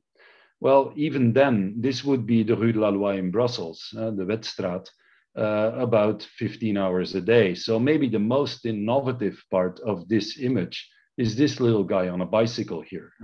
So if you look at a systemic perspective, maybe this is the type of mobility in a city of 1.5 million, which is not Brussels, but Copenhagen, where I'm located, and where we understand that urban transitions require a very different type of policies, because of course, the money and the technology are exactly the same in Brussels as they are in Copenhagen. It's the vision, the ambition, the policies that make the difference.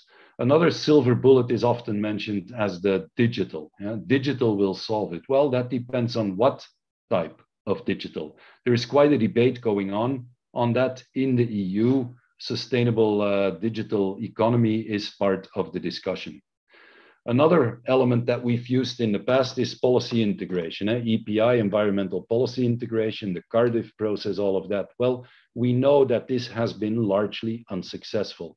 One of the most flagrant cases is, of course, agriculture, where the greening of the CAP has shown to be largely ineffective. And this is nitrogen depositions across Europe, but I could have shown you other maps as well. That leads me to the lock-ins. And we all know that the food system is problematic and that we are dealing with serious lock-ins there in the financial system, but also in the sort of industrialization, overfishing, underpaying of farmers, all of those elements we need to understand if we really want to change the system. And even if we do, we seem to come with solutions that may pose new risks. And this is what I label medium-termism. If you look at the debate around natural gas as a so-called transition energy towards zero carbon, we did a careful analysis of lock-ins across all the the electricity plants in Europe. And by 2030, about 20% of them risk to be stranded assets. So this 2030 perspective as a medium-term solution could pose serious issues over the longer term. The whole idea of the Green Deal also forces us to rethink the fundamentals. And this is not a Mendeleev table in the traditional sense. It's one that is created by Paul Anastas and Zimmermann, two of the founding people of green chemistry. And they say, look, the current model of chemistry regime needs to go through a fundamental discussion because the current molecules that we use are not compatible with the objectives of zero carbon. They are not compatible with the objectives of a circular economy, nor with zero pollution or human health. So this is a fundamental sector that needs to change as well. All of this also means, in my opinion, that we need to go to the core of the system. And let's talk about the finance system. And here, having lived in the US, they are a bit less apologetic. They talk about capitalism. We in Europe, we tend to talk about the mixed economy or the market economy, but let's call it capitalism. It would be a bit strange to expect radically different outcomes in a system called capitalism without talking about capital. Yeah, that seems a bit strange to me. So that is what Europe is doing through the Sustainable Finance Initiative. It is the first time that any region at that scale is actually talking about investments in that way, and the taxonomy will be driving some changes there. And to illustrate the changes, I think it's clear that if we want to invest in sustainability, we should not invest in dead-end streets, and that is marginal efficiency gains in the systems we know, because any economist will tell you that marginal efficiencies are increasingly costly, and any engineer will say that they have a sort of tangential limit. So they will end in stranded assets, and I would also say in stranded regions and probably stranded workers. So what we need to do is to make investments that are really future oriented. And we think that the sustainable finance taxonomy can at least push from the red line to the green line, as does some choices in the EU budget, the stimulus fund, and some brave decisions by the European Investment Bank, for example, which moved away completely from fossil fuel investments. It also means that we need to have the courage to come with some fundamental debates that have been there in science, but not so much welcomed in policy. And in the agency, we have a series of publications called Narratives for Change. The first one was labeled Growth Without Economic Growth, Living Well Within the Limits of the Planet. It put this debate squarely on the table as an EU institution. I can say that not everybody was equally enthusiastic that we did it, but I think that is the role of an institution that has a certain independence and wants to connect science to policy and policy objectives. It also means that we need to understand the so-called X-curve of systemic change. And of course, we like to focus on the optimistic curve of experimentation, acceleration, institutionalization, and then we end up in a more sustainable position. We think it's equally important to focus on what we should be phasing out, what we should be breaking down, and why that is not happening at the same rate. And that examples, you all know them: fossil fuels, environmentally harmful subsidies. We've been discussing those for 20 years without much progress. Unsustainable tax systems, unsustainable spatial planning, all of those elements are critical. And that means we could expect conflicts in society, and that means we need to come with enabling conditions or legislation, binding targets to speed up and scale up, not only the green arrow, but also the red arrow. My final slide: is the European Green Deal therefore a paradigm shift in politics and policy? I think yes, if we take the ambitious targets seriously and we translate them in concrete packages, like the climate law, the Fit for 55 package, new targets in a number of areas. But the devil is often in the implementation and also in the pushback. It is clear that there is quite a bit of pushback from vested interests in that, or from people who don't think this is realistic. Of course, the opposite is not realistic, because continuing with fundamentally unsustainable trajectories, well, we know where that will end from science. And I would say yes, and if this is not just a project, even if it is successful, that takes place on an Eurasian subcontinent that is increasingly small in terms of the European economy and population. So having a global perspective, I do think, will be absolutely necessary. So I'm optimistic about the targets and the general direction. The needle on the compass is clear. I'm a realist when it comes to implementation and to science, and that is exactly also the role that we want to play as a European Environment Agency, providing support that is science and knowledge-based, but with a critical view on those things that require political and policy attention. Thank you very much. Thank you so much, Hans, for sharing all these latest data from the European Environmental Agency and your view. You are known as one who speaks out really the problematic issues like those needs for systemic changes.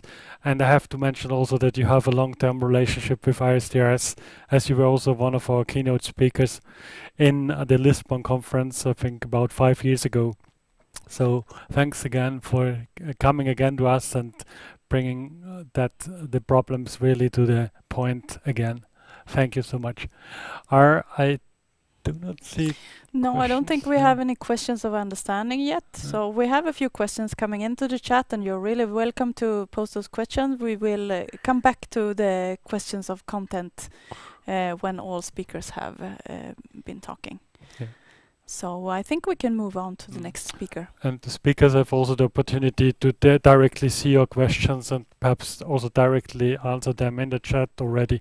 So let's continue with the next speaker, and I'm really pleased to welcome Hien Ngo. Hien is really an experienced expert in these issues because she worked extremely much with the Intergovernmental Panel for our biodiversity and ecosystem services, IPBES.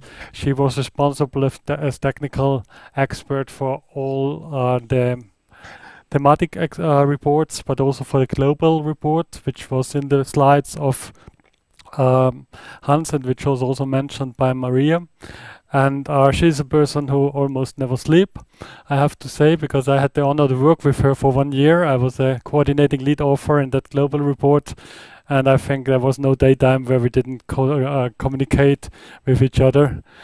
10,000 emails felt like. So, Hien, thank you for being with us. I thought you were in Rome, but you're in Vancouver, so sorry for the early morning time, which you interact with us now on your side, and the floor is yours. Welcome to our conference. Thank you very much. I'm just going to quickly share my screen. Oops. Yeah. And Can you Hien is confirm that currently you with can the see my screen? We can Okay. see your screen, and I forgot to mention that Hien is currently with the Food and Agricultural Organization of the United Nations as an expert. Thank you, Volker. So good morning, good afternoon, and good evening to all of you. My name is Hien Ngo, and I'd first like to thank Volker and Inger and the organizing committee and also the International Sustainable Development Research Society for inviting me to present today. Also, my distinguished co-panelists here to field any of the harder questions on policy. I'm very happy to be with you. So the title of my talk, as you can see here, is Meeting the Challenges of Biodiversity Conservation Through the Science Policy Interface, but I should have named my talk exactly what Elizabeth had said, just simply we need science, because I am going to talk about the channels through which science and knowledge can really inform policymaking. As Volker said, my previous position with IPBES in the last 7 years was the head of the technical support unit for the Global Assessment on Biodiversity and Ecosystem Services. And recently I've moved to the Office of Climate Change, Biodiversity and Environment of the Food and Agriculture Organization of the United Nations. So again, happy to be with you. My first slide, and again, I'm happy that Elizabeth is here because she could field any of the CBD questions. Really, I'm going to touch on each entity because I'm going to be talking about the Science Policy Interface. So IPBES, the Intergovernmental Science Policy Platform on Biodiversity in Ecosystem Services, the Convention on Biological Diversity and FAO are more policy leaning, but I'll talk about how IPBES works with the CBD and also how FAO works with the CBD. So if you've been following IPBES and its work, it is currently in its second work program, rolling up to 2030. The first work program was from 2014 to 2019. It's a relatively young entity, but in the first work program and also in the second work program, the overall objective has always been the same. It's to strengthen that science policy interface for biodiversity and ecosystem services for conservation and sustainable use of biodiversity, long-term human well-being, and sustainable development. IPBES has just finished a few weeks ago its 8th plenary session, meeting of the governments of its member states to discuss various aspects of its second work program. So within the 4 functions of IPBES, there are 6 objectives. I won't read them all, but I'm most familiar with assessing knowledge. The 2030 work program initially focuses on 3 topics. One is the understanding of the importance of biodiversity in achieving the 2030 Agenda for Sustainable Development. The second one is the underlying causes of biodiversity loss and determinants of transformative change and options for achieving the 2050 vision for biodiversity of the CBD. And the third one is business impact and dependence on biodiversity and nature's contributions to people. So touching on some of those things that Hans also just presented on. So there will be, and it has been approved for undertaking, an assessment on transformative change, which is really talking about the systemic drivers of change and how we can assess those to affect nature and its contributions to people. And also he mentioned a bit about the financial and business sector, for which there will be a methodological assessment looking at indicators for business and their impacts on biodiversity. So very relevant to the 2 talks that were just done. Oops. So assessing knowledge through reports and assessments to inform policymakers and decision-making is obviously not new. Elizabeth and Hans both talked about the legacy of a lot of reports out there. I'm missing a lot on this slide. For example, the TEEB reports that Elizabeth was talking about, and also the Dasgupta review, the global sustainability reports. So with this snapshot of the landscape of global assessments, just wanted to flag out there that this is not new. Assessments for decision-making and evidence for decision makers. IPBES is relatively new in the game with the first thematic assessment on pollination that was approved in 2016, for which I was involved as the technical support unit as well, and also methodological assessment on scenarios and models approved in 2016. The first work program really culminated and finished with the global assessment, which was approved in 2019. And it's really the largest product that IPBES has generated in its short existence to date. So the global assessment was an effort over the last 3 years from 2016 to 2019, for which Volker was also involved. It had 6 chapters in the full assessment, which is available, and 1 summary for policymaker, which was approved word for word in 2019. It involved 150 experts from 51 countries and was led by 3 esteemed co-chairs, which you see on the screen: Eduardo Brandizio, Joseph Setterly, and Sandra Diaz. Now, when we talk about its impact, so after its approval in 2019 in May, really the reach was overwhelming, and you see here a few statistics that I've shown up here. It was approximately 38,000 articles online in 171 countries, reaching 50 languages, with a likely reach of over 1 billion views. But when we talk about the science policy interface and the impact on the biodiversity agenda, here I have a photo of Macron. So in the G7 Environmental Summit in August of that very year of the approval of the global assessment, Macron pushed for a biodiversity charter, citing the impetus as being the global assessment. But how else does IPBES and other science policy interfaces and entities really impact the biodiversity agenda? So specifically here, I've stolen this schematic from David Cooper, who's the Deputy Executive Secretary of the CBD, showing you how the new strategic plan and the new post-2020 global biodiversity framework is informed by science and knowledge. So this is just a snapshot and it's simplified. There are many, many other sources, but as you can see, information about NBCEP implementation, the 6 national reports, and all of Information about indicators is also there, but a large proportion that feeds into the Global Biodiversity Outlook 5th edition really comes from IPBES, and a key player was the IPBES Global Assessment. And as Elizabeth has mentioned, this has all led to the resulting post-2020 first draft Global Biodiversity Framework, which was just released last Monday, July 12th, which was based on all of this science and all of this evidence. So this is really just also a snapshot of how the science policy interface, its outputs, the assessments, work with policy, and also in assessing nature. So assessments of nature and its contributions to people are intended to influence policy practices and management, but also assessments are most effective when done in collaboration with policymakers and decision makers. So that blue arrow really shows the collaborative effort in formulating what is needed in terms of assessments. And so assessments will inform policy. Of course, that policy influences the state of nature, as Hans has just presented. And then again, the new state of nature would be assessed after that. So that was really about IPBES, its assessments, its ties to the CBD. But since IPBES, I've really moved on to the Food and Agriculture Organization, but I still maintain my work in evidence building with experts to provide information to decision makers.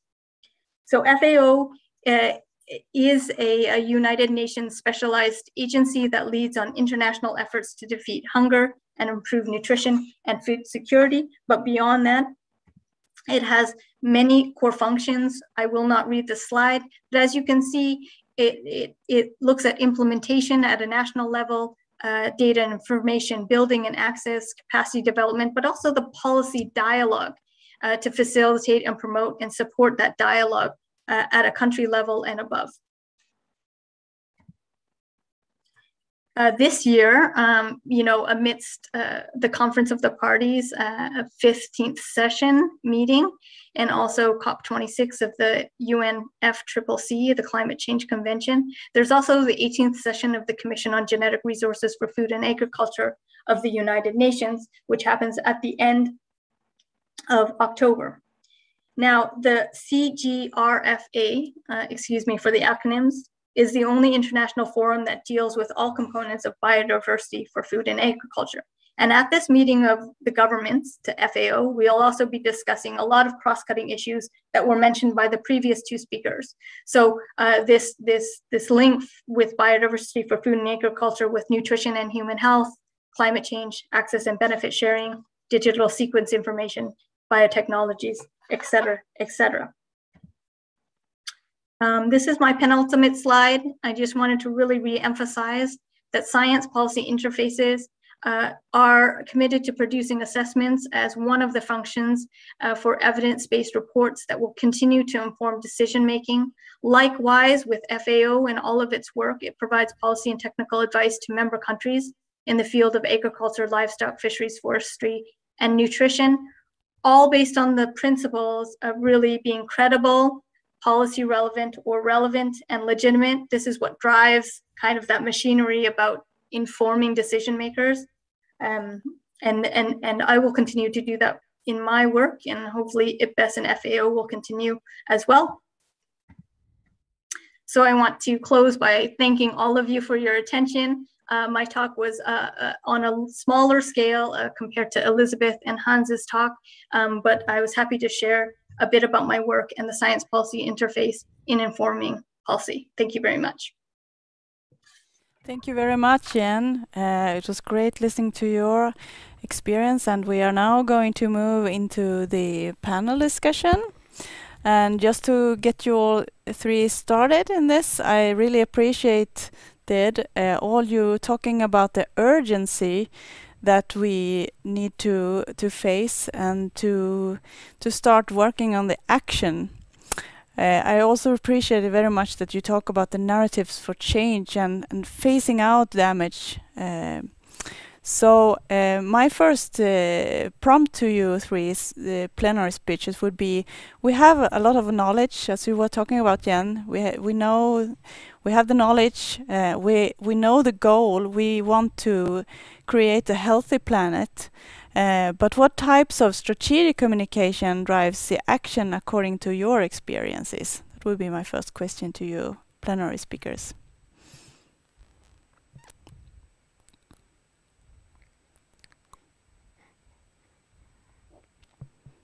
Well, I'm happy to start because it's actually, this is a lot of what we do on a day-to-day basis. Huh? Yeah.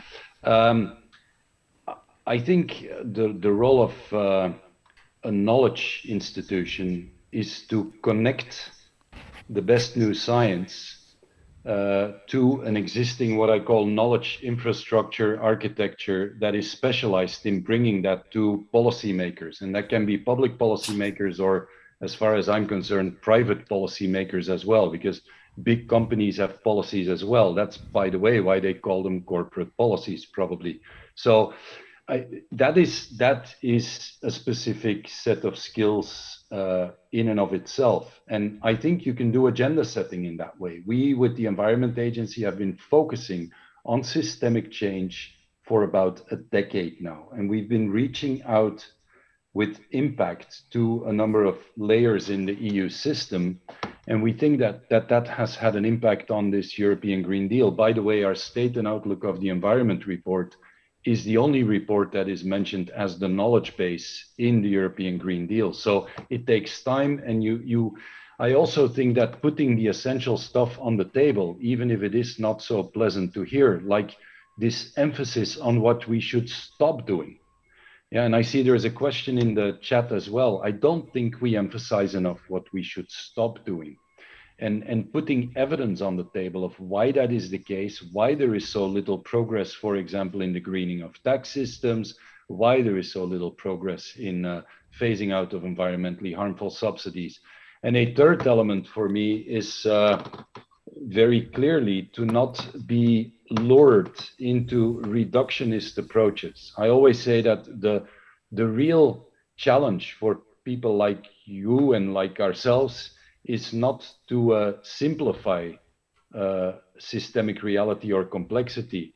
The real challenge is to bring complexity in an understandable way. And that's a very different thing, because I think we are guilty if we reduce complexity too much, because then we suggest to policymakers that there are fewer buttons maybe that they should focus on, or that, you know, the issues are not so difficult as they seem. So yeah, those would be some first responses to that. And to do this well, I always say we should focus not only on people who are an inch wide and a mile deep in their science, we need those as well, but I'm focusing also, when we recruit people, on what I call connectors, people who see the connections and who can communicate those. And that doesn't mean we're looking for people that are an inch deep and a mile wide. That's not the same thing.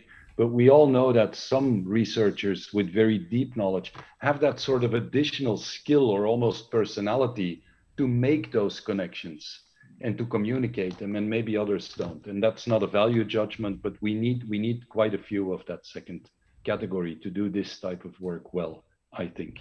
Sorry to be so verbose, but this is so close to what we do on a day-to-day basis. Okay, thanks.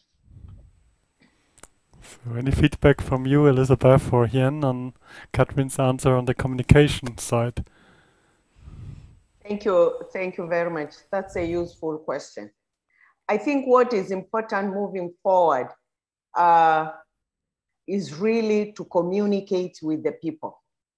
Many times we speak to the converted in the sense of hardcore scientists, hardcore economists, and the like, and basically then talking to ourselves and not the ones who have the responsibility to make a difference on the ground. So all the science policy frameworks already in place, also the different reports which Ian has mentioned at length, we need to translate that to the common man's language.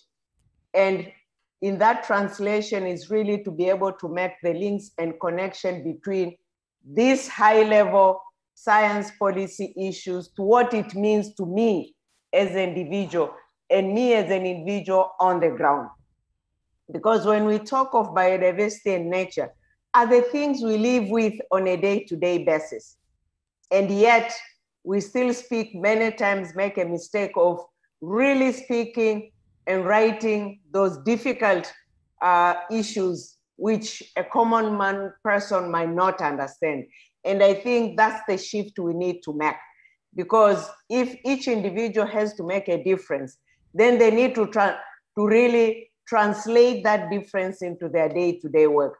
When we talk of, as I said in my statement, our visit walking around the parks on the daily basis, what nature provides us in terms of medicine, what nature provides us as food. So we need the people to connect these issues we are talking about to their day-to-day life and to be able to say, oh, if my agricultural production is not sustainable, I will miss food.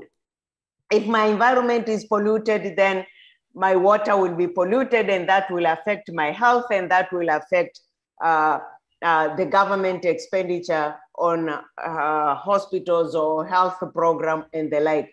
So that circle, they really need to connect it to them to be able to make that difference. So even in our case, I mentioned yesterday we launched the post-2020 framework, but once it is adopted, then it will need to be translated and translated in different ways to really make it usable to everybody on the society, especially when you say its implementation will be universal. It's universal because it will be universal because each and every individual will need to play a role to make it implementable and to make it actionable, and therefore at the end of the decade to really make a difference. So translate, we should stop talking to ourselves. We need to translate all our science policy issues into the language understood by our communities across the world. Thank you. So just to add on top of that, I have no disagreements with Elizabeth and Hans, and I fully agree with them on both aspects.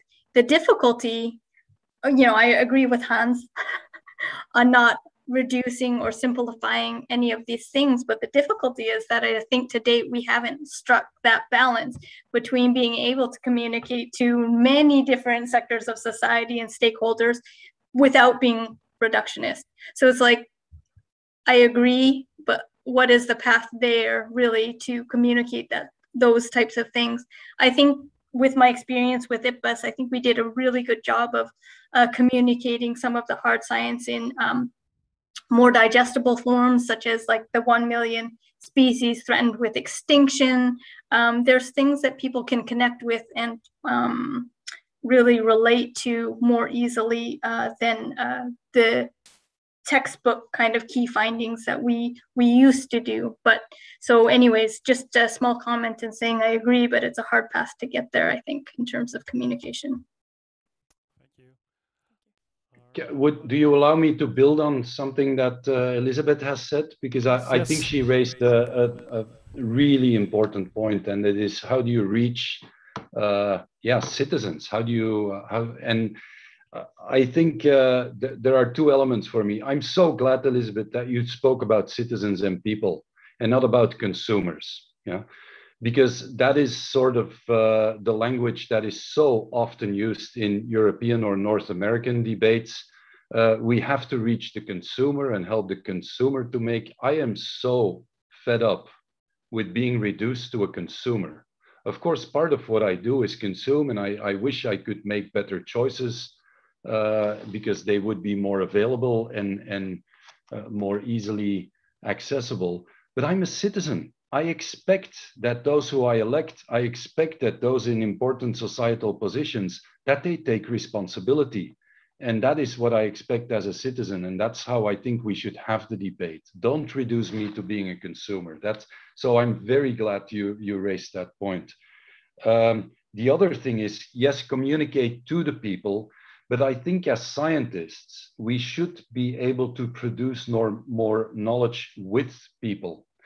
And we've done really nice projects where we did build knowledge on health and air pollution with citizens in local communities with new technology, calibrated, new, cheap technology. We involved the local laboratories in a local university. We involved the local municipality on that. So by creating an understanding, not by communicating to people, but creating with them a knowledge base, I think they feel more connected to the problem, and also you change the debate, you shift the debate. So I'm sure that was also somewhere in your mind, but that's a really important trajectory that we are working on as well. And technology there is extremely helpful. There are really cheap monitoring devices that work very well, that allow us to work in a very different way than with the expensive calibrated setups that often are way too expensive to work at the local level. So I just wanted to mention those two things.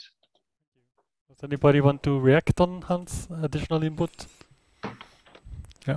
Otherwise, I would like to follow up with additional question, which fits quite well to what has been just said.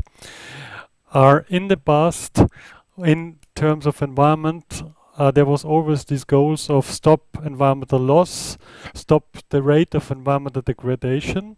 And when you look in the documents which you, Hans, you, Elisabeth, and Jan mentioned, the EU biodiversity strategy, for example, or the circular economy action plan, or the not the latest perhaps, but the drafts before of the 2030 post biodiversity framework, there is different language in there, namely give nature, give planet, give the world back more than we take. And that's a total shift. And I wonder if this is such a systemic change which we need. In each action which we do, we have to think how we give back more than we really take during this action. And that is really in all those three documents which I mentioned, more or less in the same way formulated, and are in, for example, environmental impact assessment. It was always yet minimize the effects, yeah? But you had then those cumulative effects which increase just the overall environmental effect again, yeah? But if you have to think in the front, how do I give back more than I take, yeah? Does this change the game somehow, or is this perhaps a dangerous trap beam, yeah? I'm not sure, so I would like to know your opinion on this. Thank you. If I may begin,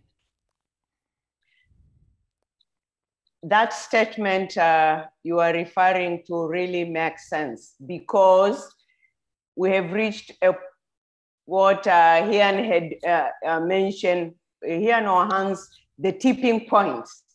We have done so much damage that unless there's a systemic change across the board, then we'll still be going back.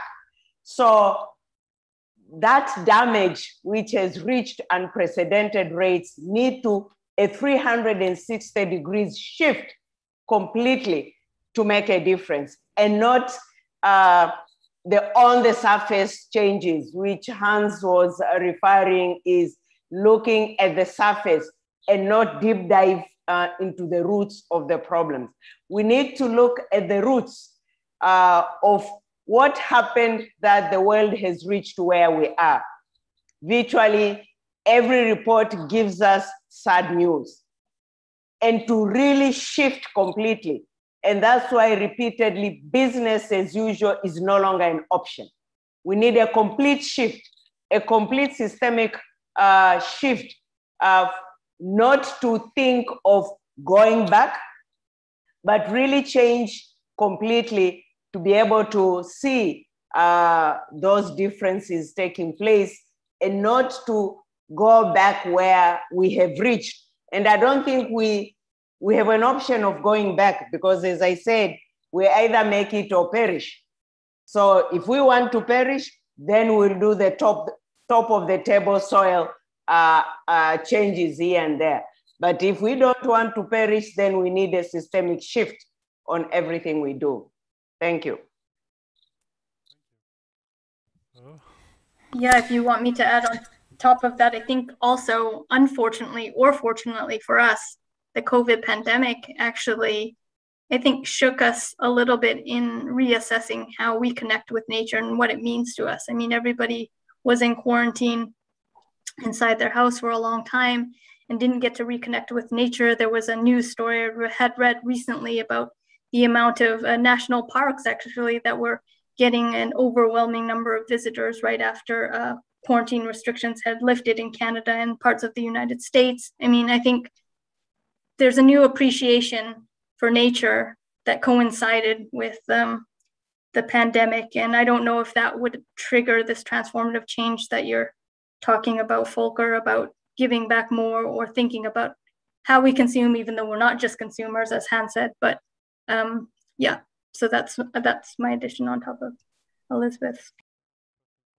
Yeah, Volker, just to add on what Elizabeth and Hien have been talking about, I think if we want to take biodiversity seriously in these new ambitions, and it's pretty much restoration, I think, and this link with nature-based solutions and well-being, it's clear that we need to address indeed these deep drivers. And we know what they are. They are landscape fragmentation.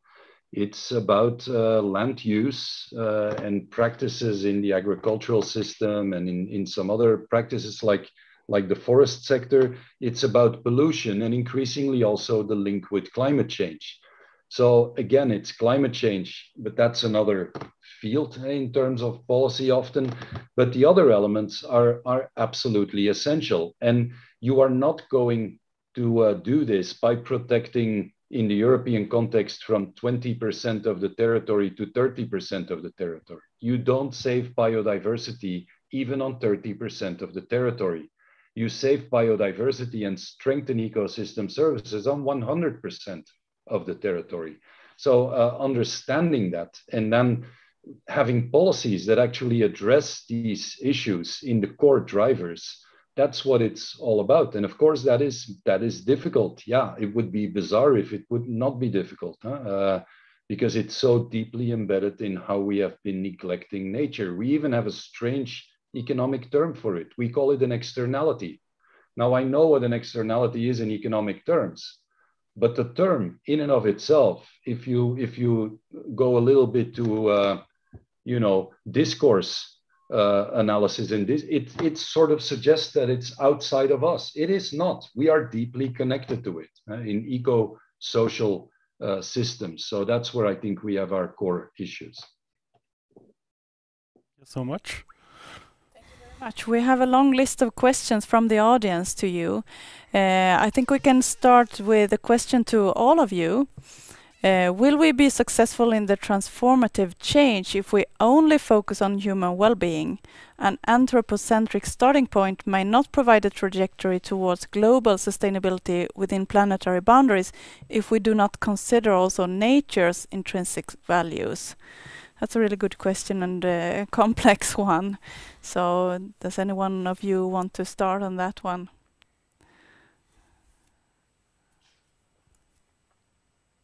I can give it a try while others are thinking. Where we are now, and Hen had reminded us that our relationship, human action relationship with nature, need to change drastically. The nature loss, the ongoing nature loss, climate change, all these have been, and science again has proven that human action on them, on the environment, has been responsible for the loss, for the changes we see. So unless our relationship with nature changes, then it means business as usual continues. And if pandemic situation we are in now cannot be a lesson for us not to go back, then it means we are ready for even serious pandemics in future than what we have seen already. And I don't think any of us wants to go back to the lockdowns which we have suffered for over a year, and just trying to emerge with all the uncertainties which go with it. So I think the message has been clear to us human beings, human well-being, that we can only exercise the right to human well-being, clean environment, if our relationship with nature changes. We need to really ensure that the nature we are sitting, the nature we depend on, the nature which is also affected by our own actions, is no longer affected as we have done in the past years. How do we do that? This is where I said each and every one of us has a role to play. Thank you. Thank you very much, Elizabeth. Thank you so much. I would pick another one of the questions, and it's about policymakers and how to more effectively persuade them. What would be approaches to more effectively persuade policymakers? Yeah, it's related actually to the former one. Shall we only argue from the anthropocentric perspective? What could be more ecocentric approaches perhaps also? So it's tricky perhaps, but I'm sure you have some proposals regarding this, how to address them more effectively.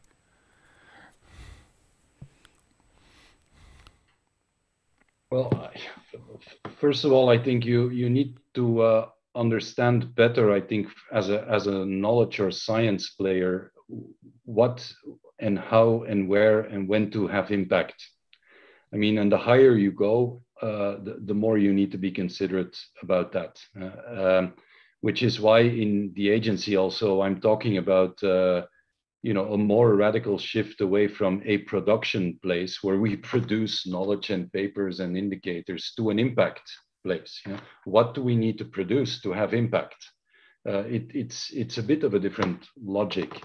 And I think clarity of what you are saying in a language and in a context that is political, but that is also socio-economic is absolutely critical. And that is not easy to do because we work in highly fragmented and segmented fields of science. So that's again where these connections come in.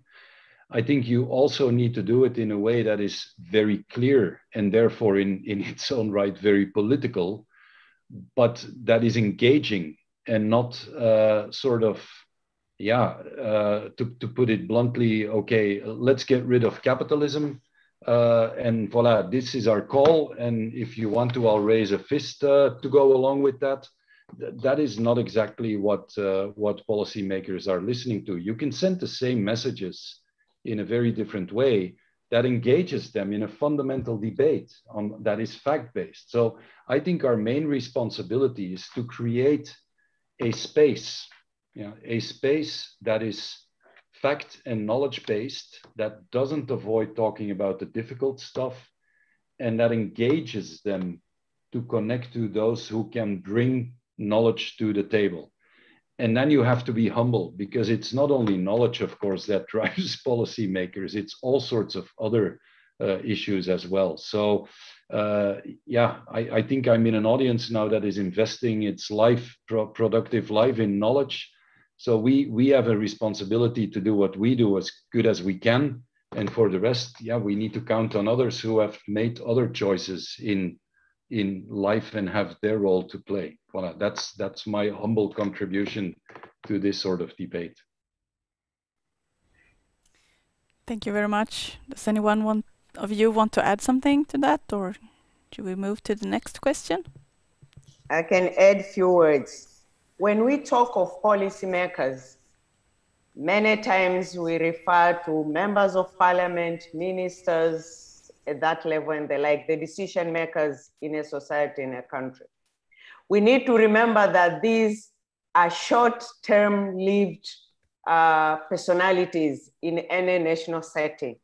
And the moment that these personalities come on board, many times is also looking at short-term measures because they need to make an impact and move on when they are not sure whether they will be elected the next upcoming elections. So again, this is where communication matters, because these people are looking for votes moving forward for the future.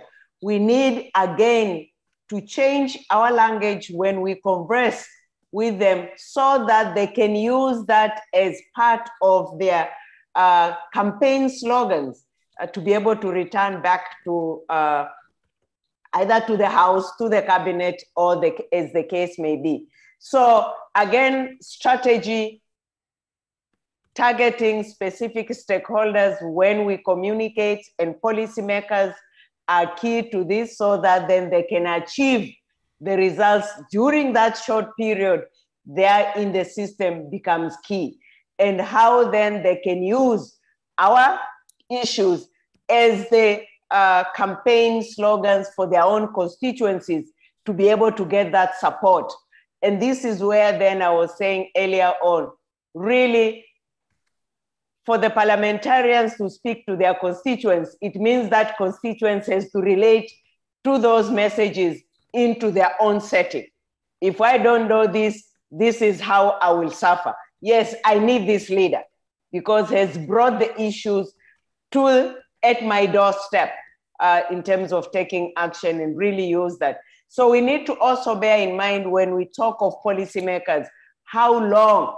We don't have policymakers for 10 years. It's 4, 5 years. And we need to have them make that difference and impact within that short period. So what strategies can we use to get them on board and really join us in our campaigns? Thank you. Thank you very much.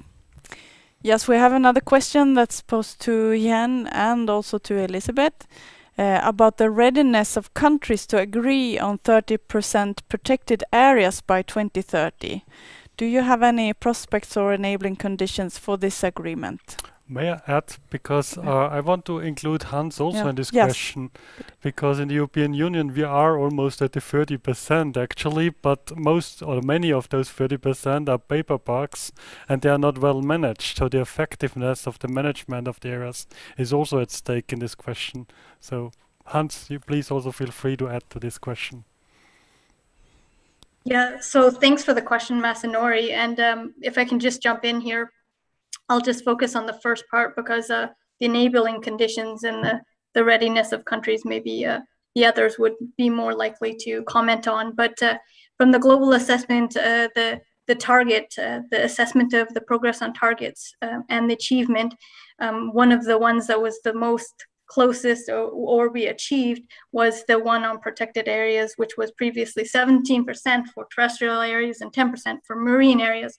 My impression in attending all of these CBD meetings and in discussion with stakeholders is that they are ready, since that was a readily achieved target, to increase ambition to 30% on protected areas by 2030 as a minimum. So the science is also there. There was a bunch of papers that have come out that have looked at economic analysis, financial analysis, extinction risk analysis on the benefits for biodiversity and ecosystem services for a minimum protection of 30% by 2030. So in my opinion, I think that countries are ready. They're ready to be bold, especially on this target. And also from what Volker had said, you know, all of the indicators for this target, this new target would suggest also looking at effectiveness of the protected areas for managing and protecting biodiversity, and also management of the protected areas would also be an important aspect. So not just protecting an area that is already not being used or not traveled on or of low biodiversity value. So there are other area-based kind of areas that, there are other areas that are have higher biodiversity values, such as key biodiversity areas, that could be considered as well. So on to Elizabeth and Hans to complement on that answer. Thank you. I think here you put it right. We should all recall that when we did the Global Biodiversity Outlook, looking at the status of the 20 Aichi targets, when we launched the report September last year, basically the conclusion was none of the 20 Aichi targets were met. But now we can say the only one, except about 6, which we had made some progress. But since then, between December to now, at least one target which has been reached is the protected area 17% of the terrestrial. And we are about to reach the 10% marine areas. So in terms of the baseline, on expanding it further to the proposed 30%, one can say it's possible to reach that. But I think the important question there is the effectiveness, because expanding an area is easy, but ensuring effective management of these areas, conservation measures taking place in these areas is another subject. 1. 2, while we see a number of governments supporting an increase to 30 by 30 of the protected areas, so condition number 1 is effectiveness of their management. Condition number 2 is the recognition of the rights of the indigenous peoples and local communities, the land owners of many of these areas and the resource owners of a number of these areas, and to learn from them how they have been successfully traditional to manage these areas. So the issue of rights-based approaches to the expansion of the areas becomes key. And currently, while many countries are supporting the increase, there's also pressure from these other stakeholders, particularly indigenous people and local communities, that appropriate safeguards need to be put in place to ensure that their areas are well protected, and the decisions include them, need to have that inclusive, transparent engagement and their participation in such decisions. So rights-based approach, the rights of indigenous peoples, local communities, their traditional knowledge, all these safeguards hopefully will be considered by the negotiators as they talk of looking at whether to expand the protected areas or not, and the effective management of those areas if finally agreed. Thank you. Yeah, what can I add after all that has been said? Also in Europe, of course, it's the actual management practices are still lagging behind. So it's about ecosystem-based management and really following up on that and having a system that works there. Yes, we might be reaching 17% now and then 10% in the marine environment, but if you look at the assessments that are made and you look at the word existential threat, I mean, you have to think, how far have we come as the so-called intelligent species that it takes us so long to then almost have to celebrate as a victory that we're at 17 and 10%. Guys, we've got a job to do, and this is not good enough. That needs to be, I think, the clear message. I think there are several things that are missing. One is investments in these good management practices. That requires investments. Secondly, fighting illegal practices. I've done quite a bit of research as a researcher and a professor when I was in that job. There is so much illegal practices there. Thirdly, ownership, Elizabeth, I think indeed is absolutely critical. We also know from people like Eleanor Ostrom how important ownership is in these management practices. And I think the issue of indigenous people, I couldn't agree more. And that's where illegal things are crossed with human rights, I think in a very fundamental way. And if you go back to Agenda 21 and the Rio Declaration, it's written there 30 years ago. And I recently reread the documents coming out of Stockholm. I invite everybody to go back to them.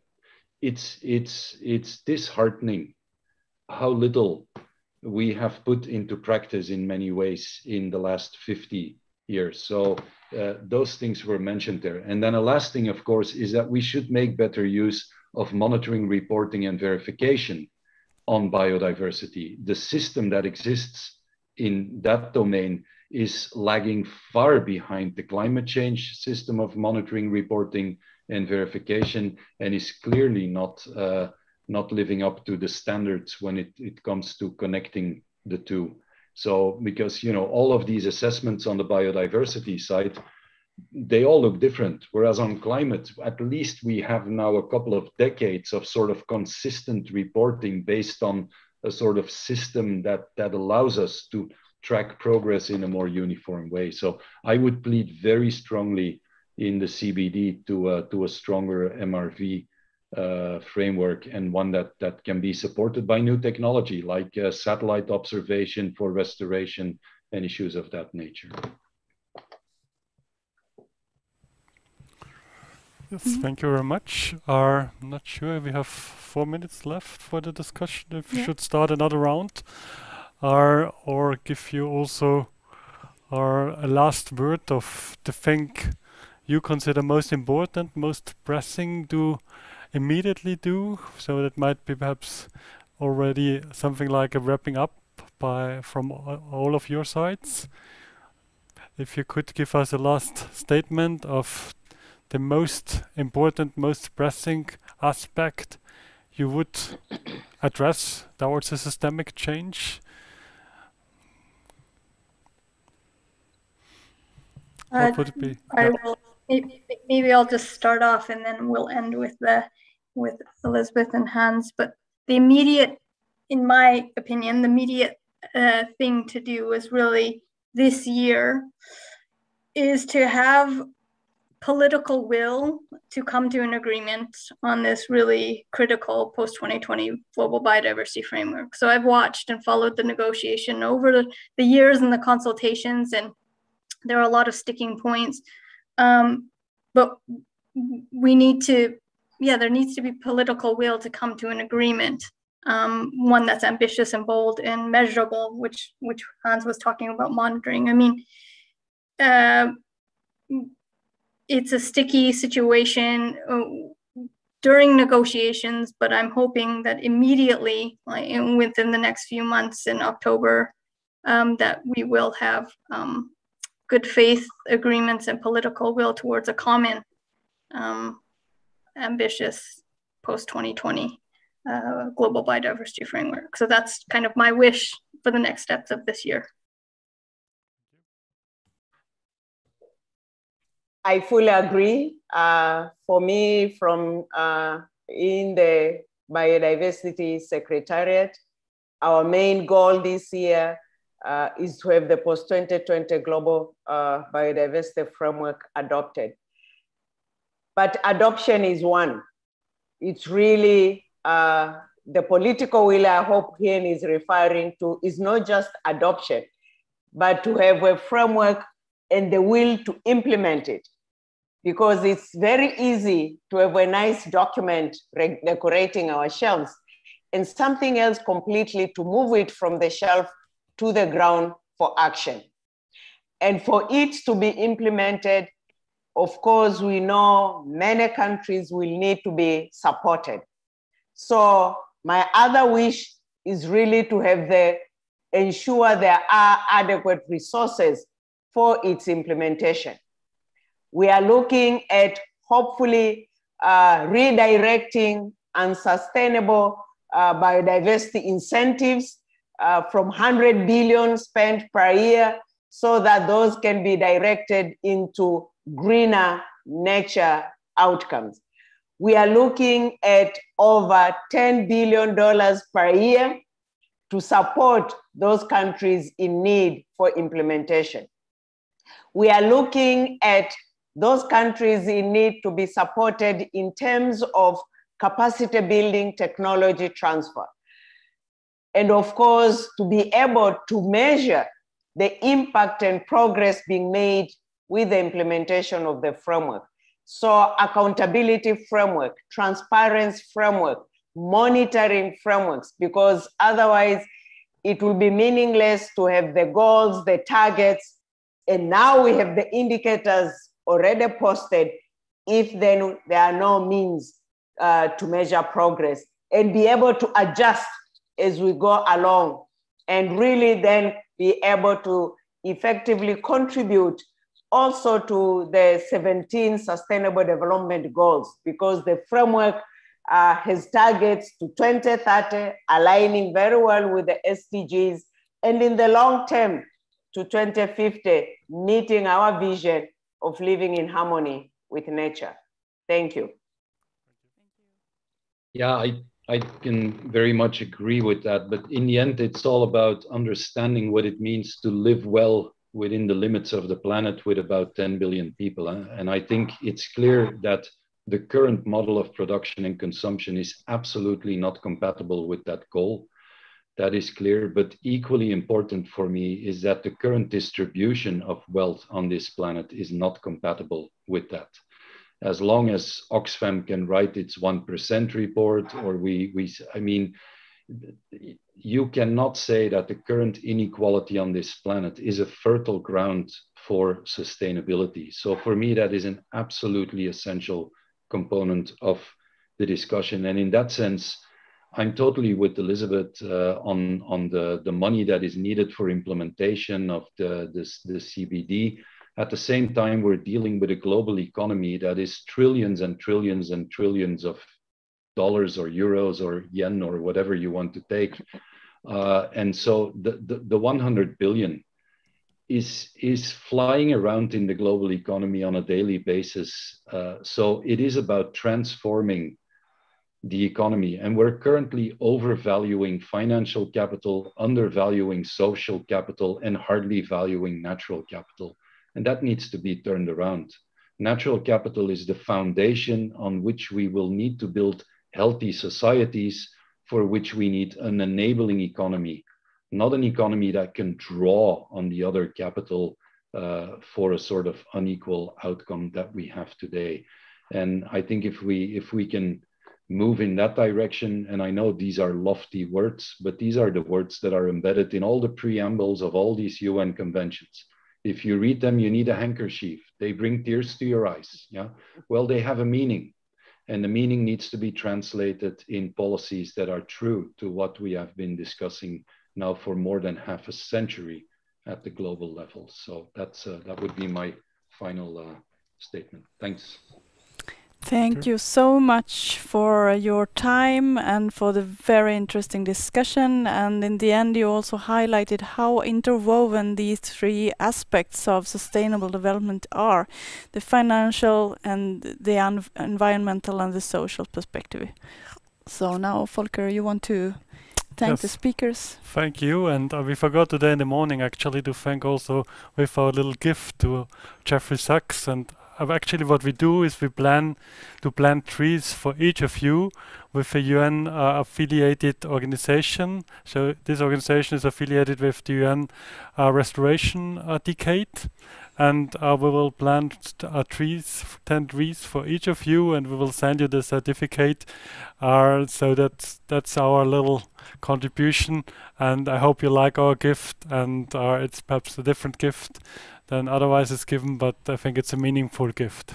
So thank you, everybody. Thank you for all the questions in the chat. Sorry if we have not covered full them. And but thank you for contributing in each way, and particularly the speakers. Thank you really for your valuable time and for your great insights into the topic. So with having said this, yes, now we are having a short break for half an hour. We are restarting the parallel sessions at 4 p.m. So then you have to check out the program and choose your favorite topics, or if you are going to present something, you need to go and visit your session and check that your slides are okay and so on. And we'll meet you here in the studio tomorrow morning again. Yes. And tonight, after the parallel session, we also have the membership meeting, right? There's the first membership meeting of ISDRS taking place after the next parallel sessions, and everybody, not only the members, are welcome to this session, and to join us on the discussions. And I want also to invite these plenary speakers to stay in the afternoon with us if they have the opportunity. I know, Hien, it's 4 o'clock or 5 o'clock in the morning. I know what you may be doing after this session. So, but if you have the opportunity to join our 1 hour first session, you are registered, and you can join today, tomorrow, or the day after tomorrow, whenever you like, and if you have time. Thank you. Thank you very much, and see you tomorrow. Have a good break, and have a good day wherever and whichever time it is with you. Thank you. See you in... Jag bor i Härnösand. Jag bor i Höga Kusten. Det här är mitt Härnösand. Dagarna dundrar, lovar och ljuger, gråter och blinkar, blinkar och stannar, en tanke på slutet utav glöd. Jag bor i Härnösand. Det här är mitt Härnösand.